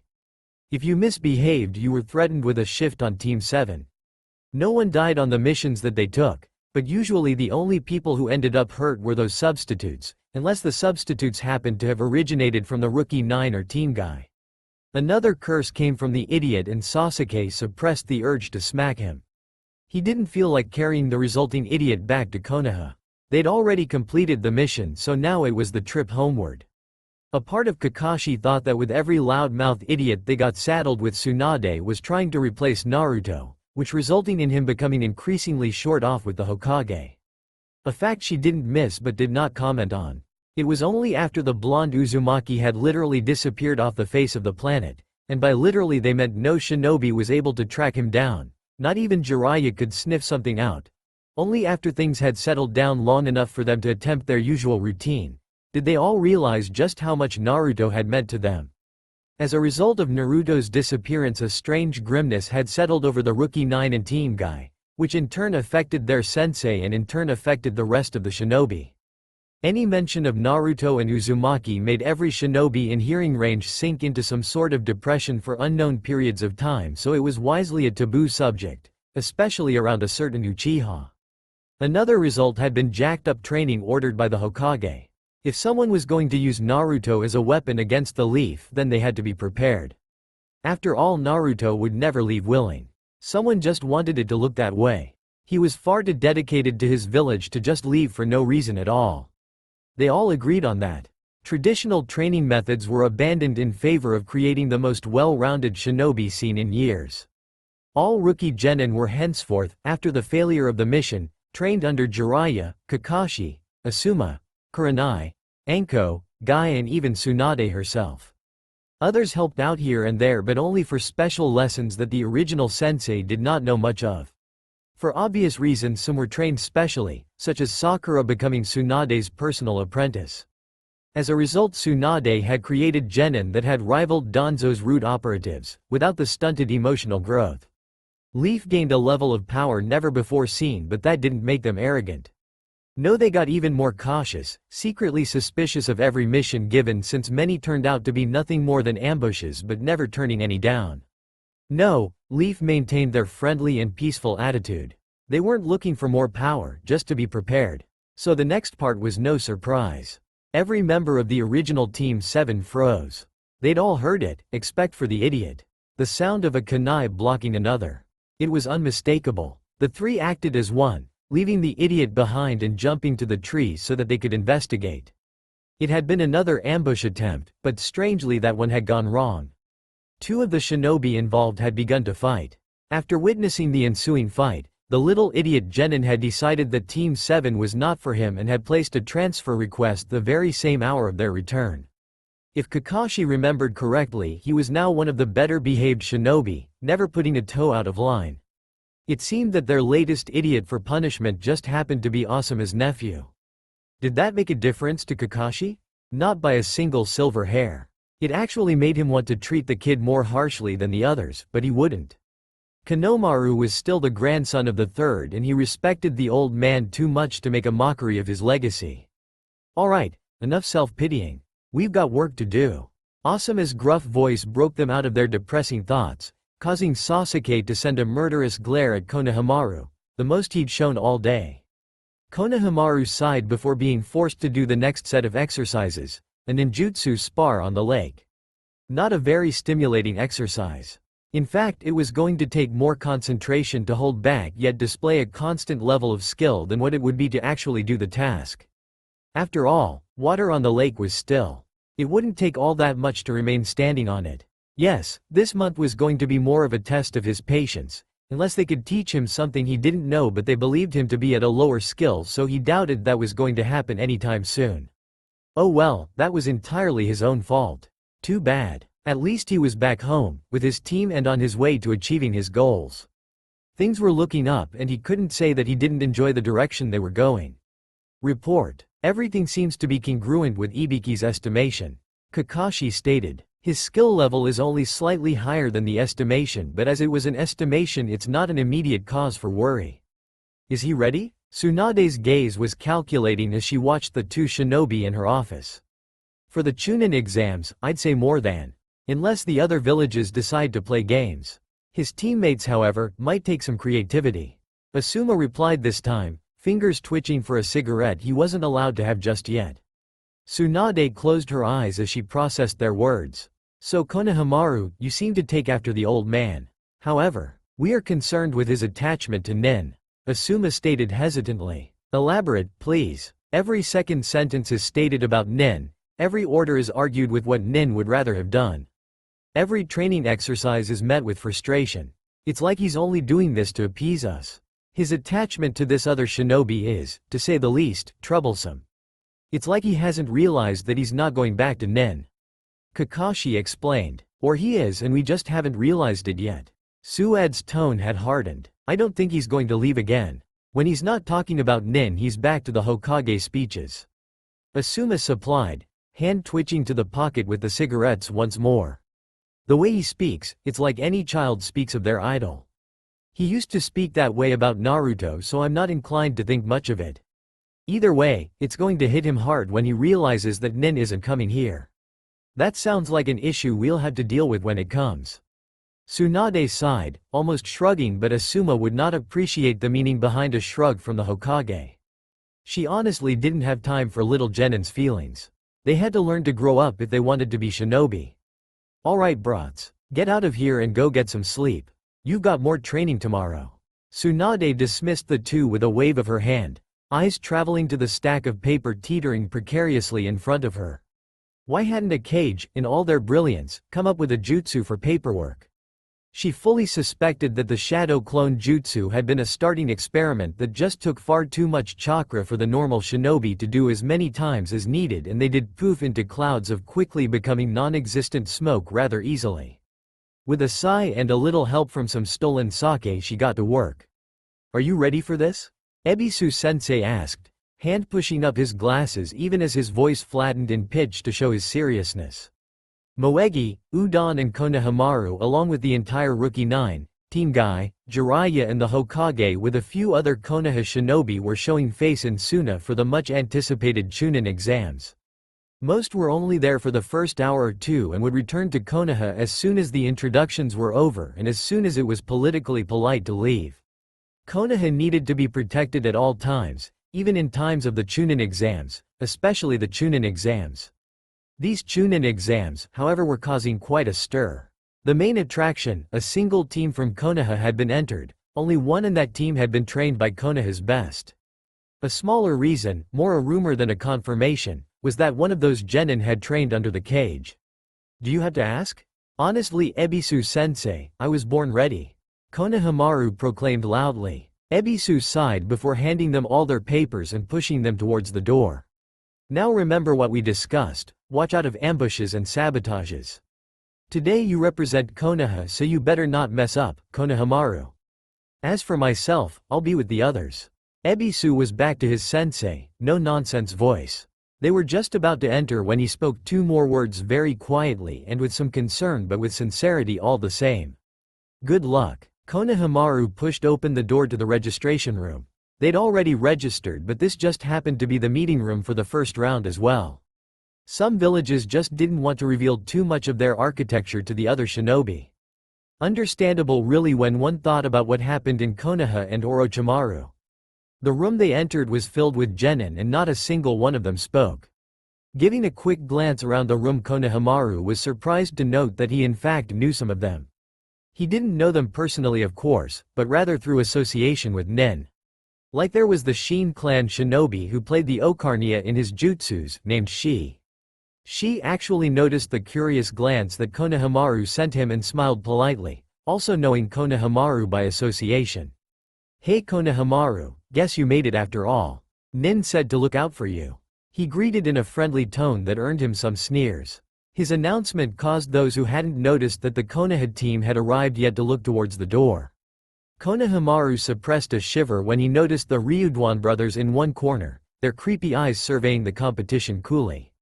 Together they were quite formidable, but alone, perhaps only Gensha was of worry since he was a taijutsu master. Their specialty however, lay in their wooden puppet manipulation. Konohamaru nodded tightly to an anal genin from the village hidden in the stars, Sumaru. He was their best genin at the moment and his teammates were staring at him with awe. But as usual his nose was in the air and he was ignoring everyone around him. He did however, nod back at Konohamaru. He was surprised to see a still bandage-clad Isaribi. He didn't know what village she was representing but he wondered if she would be able to do well in this exam. She was highly water-based after all and they were in the middle of the desert. Konohamaru outright grinned at a smaller than usual boy named Rinmara. With him with the taller and infinitely less skilled Karshi. Konohamaru hoped that he didn't have to face Rinmara. His Kekkei Genkei would make things hard. Sasama glared at him from her spot near the back. So it looked like things were looking up for the Fuma clan. He was still sorry about what Orochimaru did to them and her cousin. Looked like everyone suffered because of that snake. Sasama, a tomboyish-looking kunoichi, was always an absolute delight to be around, what with her winning personality and her great acting skills. Konohamaru still didn't know whether she'd save him from a sticky situation or happily dangle him off a cliff. He was leaning towards cliff, but Nin saw something in her. He'd have to be careful of her clan's techniques though. They were dangerous if caught in. So, these are the dregs that Konoha has managed to send this year. Must be losing their touch if they only managed to send one team. And Iwa Nin sneered. Coming from a dead last village like yours. I wouldn't speak if I were you. I'm sure you still remember how our fourth Hokage kicked your butt. Konohamaru yelled back while Udon and Moegi tried to hold him back. He wasn't winning himself any friends but that wasn't his aim. He wanted to appear the loud-mouthed fool that was rash, that didn't think things through. If that is what they saw then good. It gave him a mask, so to speak. No one would know what he was truly capable of unless he showed them. His words made more than the Iwa Nin angry and Konohamaru mentally winced. It seemed that Nin-sensei was right. Everyone was truly gunning for Konoha. So, which one of you rats was trained by the cage? This was asked very quietly by Kumo Genin. Who says one of us was? Moegi asked, sticking out her tongue. She was deathly afraid that Konohamaru would say something stupid and stick his foot into it. She wanted to survive these exams, thank you very much. URG, it's only a rumor then. Nothing to sweat about. Besides these Konoha twerps don't look like any sort of threat to me. I don't know what my sensei was whimpering about. I dare you to say that again. Konohamaru yelled while Udon kept a desperate hold on his scarf. Alright, settle down. I don't have time for idiotic and immature games, especially you Konohamaru. Kankuro announced loudly as he entered the room. Ah come on, why does everyone assume that I'm the troublemaker? Konohamaru replied in a whiny voice. Because you are, now shut up and pay attention. The puppet master snapped, getting everyone's attention. There were other Sand shinobi in the room but the focus was on Kankuro. He appeared to be the proctor for this exam. My name is Kankuro. I am one of Sand's best shinobi and I'm also one of their least tolerant. I'm not here to wipe your sniveling noses. I'm simply here to inform you of the rules. I don't want to hear any whining or bitching about this exam, purely because I do not care. So don't even bother. If you don't hack it, you don't hack it. Try again next time, if you can. Kankuro's tone was brief, his face a scowl daring anyone to contradict him. Konohamaru knew firsthand just how impatient Kankuro was with kids, so he didn't say a word. Pay attention, I don't want to have to repeat myself, and there are a lot of rules. For the first stage of the Chunin exams, each team will be led into a different room. Once inside that room, it'll be your job to get to the other side where a scroll is situated. How you get across is entirely up to you, however if a teammate is injured you'll be disqualified. If you lie about an injury, you'll die. Simple as that, so don't even think about it. If anything inside the room is damaged more than the usual ninja tool against ninja tool wear and tear, you'll lose points for every contraption that you break. You only have 10 points to start with. The amount of points you'll lose is dependent on what you break. Each team will gain 5 additional points if they can get to the other side without using chakra. Each team will lose 8 points for every jutsu that they use. For the team that manages to make it through the room without even drawing a weapon, you'll get 15 points. If a team completes the exam in under a minute, they'll get 3 extra points. If a team finishes the exam with anything less than 8 points, they're disqualified. Kankuro's tone completely devoid of emotion, making it really hard to keep concentrating on him. However, these rules were really important, so Konohamaru had no choice. You can choose whether all 3 of you are going into the room, or if only 1 or 2. Keep in mind that once a team enters the room they cannot exit, and should you have chosen to leave another teammate behind they cannot enter. You cannot trade places and you cannot assist in any way from the outside. Ignoring any of these conditions will get you disqualified. However, all 3 of you need to have the scroll. Kankuro sounded like he was finished, and everyone in the room sure hoped that he was, because they were all having a really hard time keeping up with the current restrictions. You'll have 10 minutes to discuss your strategy. For now, leave through that door. Oh, and one more thing, you have an hour time limit once you enter the room. Konohamaru tapped his teammates on the shoulder before dashing to the door before anyone else had even realized what Kankuro had said. I'm going in alone, Konohamaru immediately stated when Moegi and Udon caught up. It was hard to get lost after leaving the other room. They'd entered what appeared to be a hallway that seemed to stretch out forever. There were doors along each side, spaced equally apart. Were these the rooms they were to enter? Konohamaru, stop at the 50th door you pass. Kankuro yelled after them. He'd already counted out about 25. That's hardly fair, Konohamaru. Moegi pouted. Besides, how are you going to keep up with all the rules and get the scroll? Udon asked with a sniff. We don't know enough about what's in the room for us to risk it. Konohamaru argued back. If there's only one of us, then it'll be easier to get from one end of the room to the other end. Hold on, Konohamaru. What you're saying is correct, but we still need to factor in all the rules. Udon urged. We don't have time for that. Konohamaru argued. Remember what Jiraiya-sensei said, always have a plan. Moegi stated firmly. Bad habits got a ninja killed. Nin said that all the time, too much sometimes, but he had a point. Rushing into this was not going to get them through the challenge. Konohamaru had been keeping track of the doors they had passed and stopped when he reached the 50th door, as Kankuro had instructed. Alright, which rule was the most important? Konohamaru asked just before Kankuro announced that their 10 minutes started now, and if at least one of them had not entered the room, then by the time the 10 minutes were up they were disqualified. Easy, all 3 of us have to have the scroll, Udon stated confidently. But that would completely disregard the previous set of conditions where all 3 of us don't have to be inside the room. Moegi pointed out. So then I'd say it's safe to presume that no matter what, all 3 of us have to enter that room. Konohamaru had lowered his voice. The doors were not all that far apart and every team had stopped at a door. 50 doors on each side made it safe to assume that roughly 100 teams were entered into the Chunin exams. Only one of them was from Konoha. They couldn't afford to mess up. There wasn't anything mentioned about using chakra before we enter the room. Udon pointed out. Do you know any jutsus that will help out here? I'm not exactly a Hyuga. Konohamaru replied, thinking on all the jutsus he himself knew. None that would help came to mind. Both his teammates shook their head. Alright, then let's discuss the rules that focus on inside the room. Which one would be the most important there?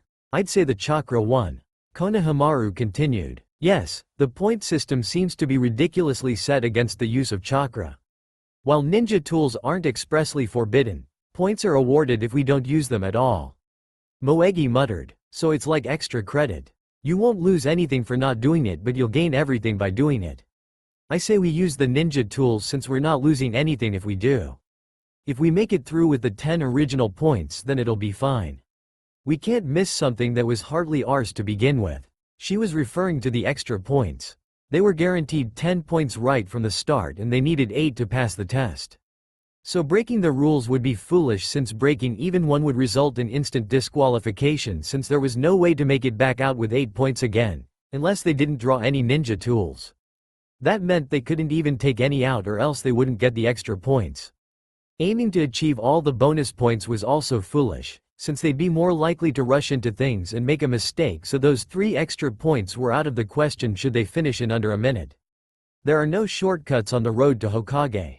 Konohamaru muttered. That statement was enough to let the other two know that Konohamaru had completely disregarded all and any ideas that focused on gaining the extra points. So that was 5 points for not using chakra, 15 for not even drawing a weapon and 3 for finishing in under a minute. 8 points lost for every jutsu we use. Looks like we're going to get those 5 points whether we try to or not. Udon clarified while the other two nodded. No injuries. We get disqualified if even one of us had an injury. Moegi reminded. Disqualified and a loss of points meant the same thing when one thought about it. This test was one twisted one. Udon highly suspected Anko and Shikamaru had had a party on this one. So, all of us had to go in that room even if they didn't say that. No one is allowed to get injured. We can't use chakra and we've decided that if we have to we'll use ninja tools. Did I miss anything? Konohamaru summarized. Yes, we're not allowed to break anything. Udon added in a tone that suggested he was honestly sick of the rules.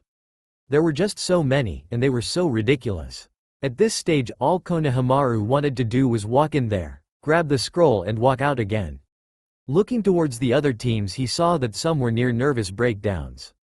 He smirked. Looked like they were having trouble seeing through all the rules. The biggest factor for Konohamaru and his team now because the complete unknown behind that door. You have 1 minute left. Kankuro's voice boomed. I suppose we should enter. He did say that if we were in the room by the time the 10 minutes were up then we were disqualified. Moegi suggested. The boys nodded while Konohamaru put his hand on door handle. Taking a deep breath he pulled on the handle and pushed it open. He didn't enter immediately but rather exercised caution before entering. He didn't want to get skewered before he even crossed the doorway. When nothing happened they pressed forwards, all 3 entered the room. The moment the door closed they were plunged in darkness.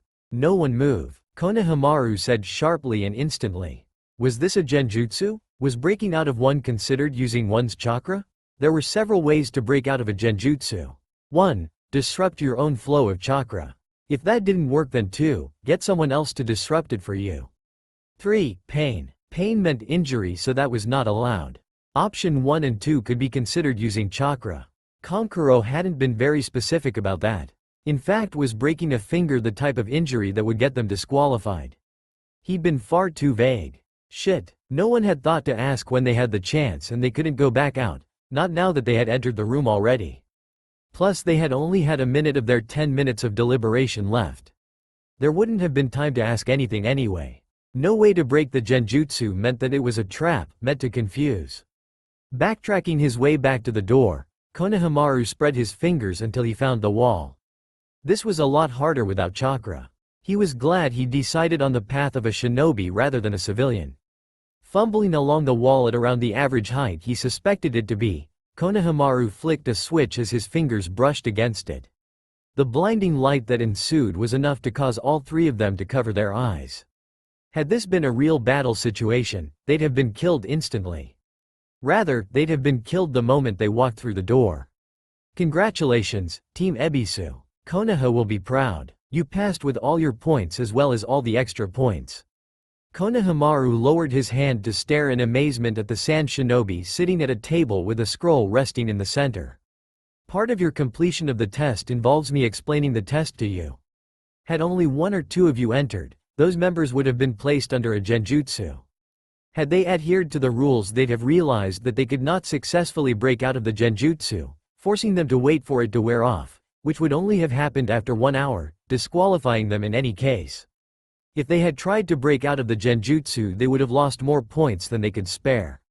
The rules and restrictions were placed there only to confuse you into a state of inaction or overreaction. The focus of the exam was your teammates. Had any of you allowed only one person to enter the room, then that is like sacrificing a fellow shinobi. Had only 2 of you entered the room, then you'd be leaving a teammate behind. Both of these scenarios are not ideal. Therefore, by entering the room as a team, and figuring out that a genjutsu that could not be broken out of was in fact not a genjutsu at all, you pass. And let's not forget that it's good training. Sometimes clients have ridiculous requests. Kankuro added, walking into the room. Sometimes you don't get any information about a mission, only an objective and its location. In case you didn't notice, I never said anything about getting back out of the room. All I said was that you had to get to the scroll. I thought you were overseeing the exam. Udon tilted his head slightly in confusion as he took in the painted face of the Sand Shinobi. Please, I was the only one that could remember the exact order those stupid rules had to be given in. Kankuro snorted. He then turned to Konohamaru. Your sensei wanted me to give you this. He dug around in his uniform before producing a single sky blue feather. He handed it to Konohamaru as though he thought it would explode.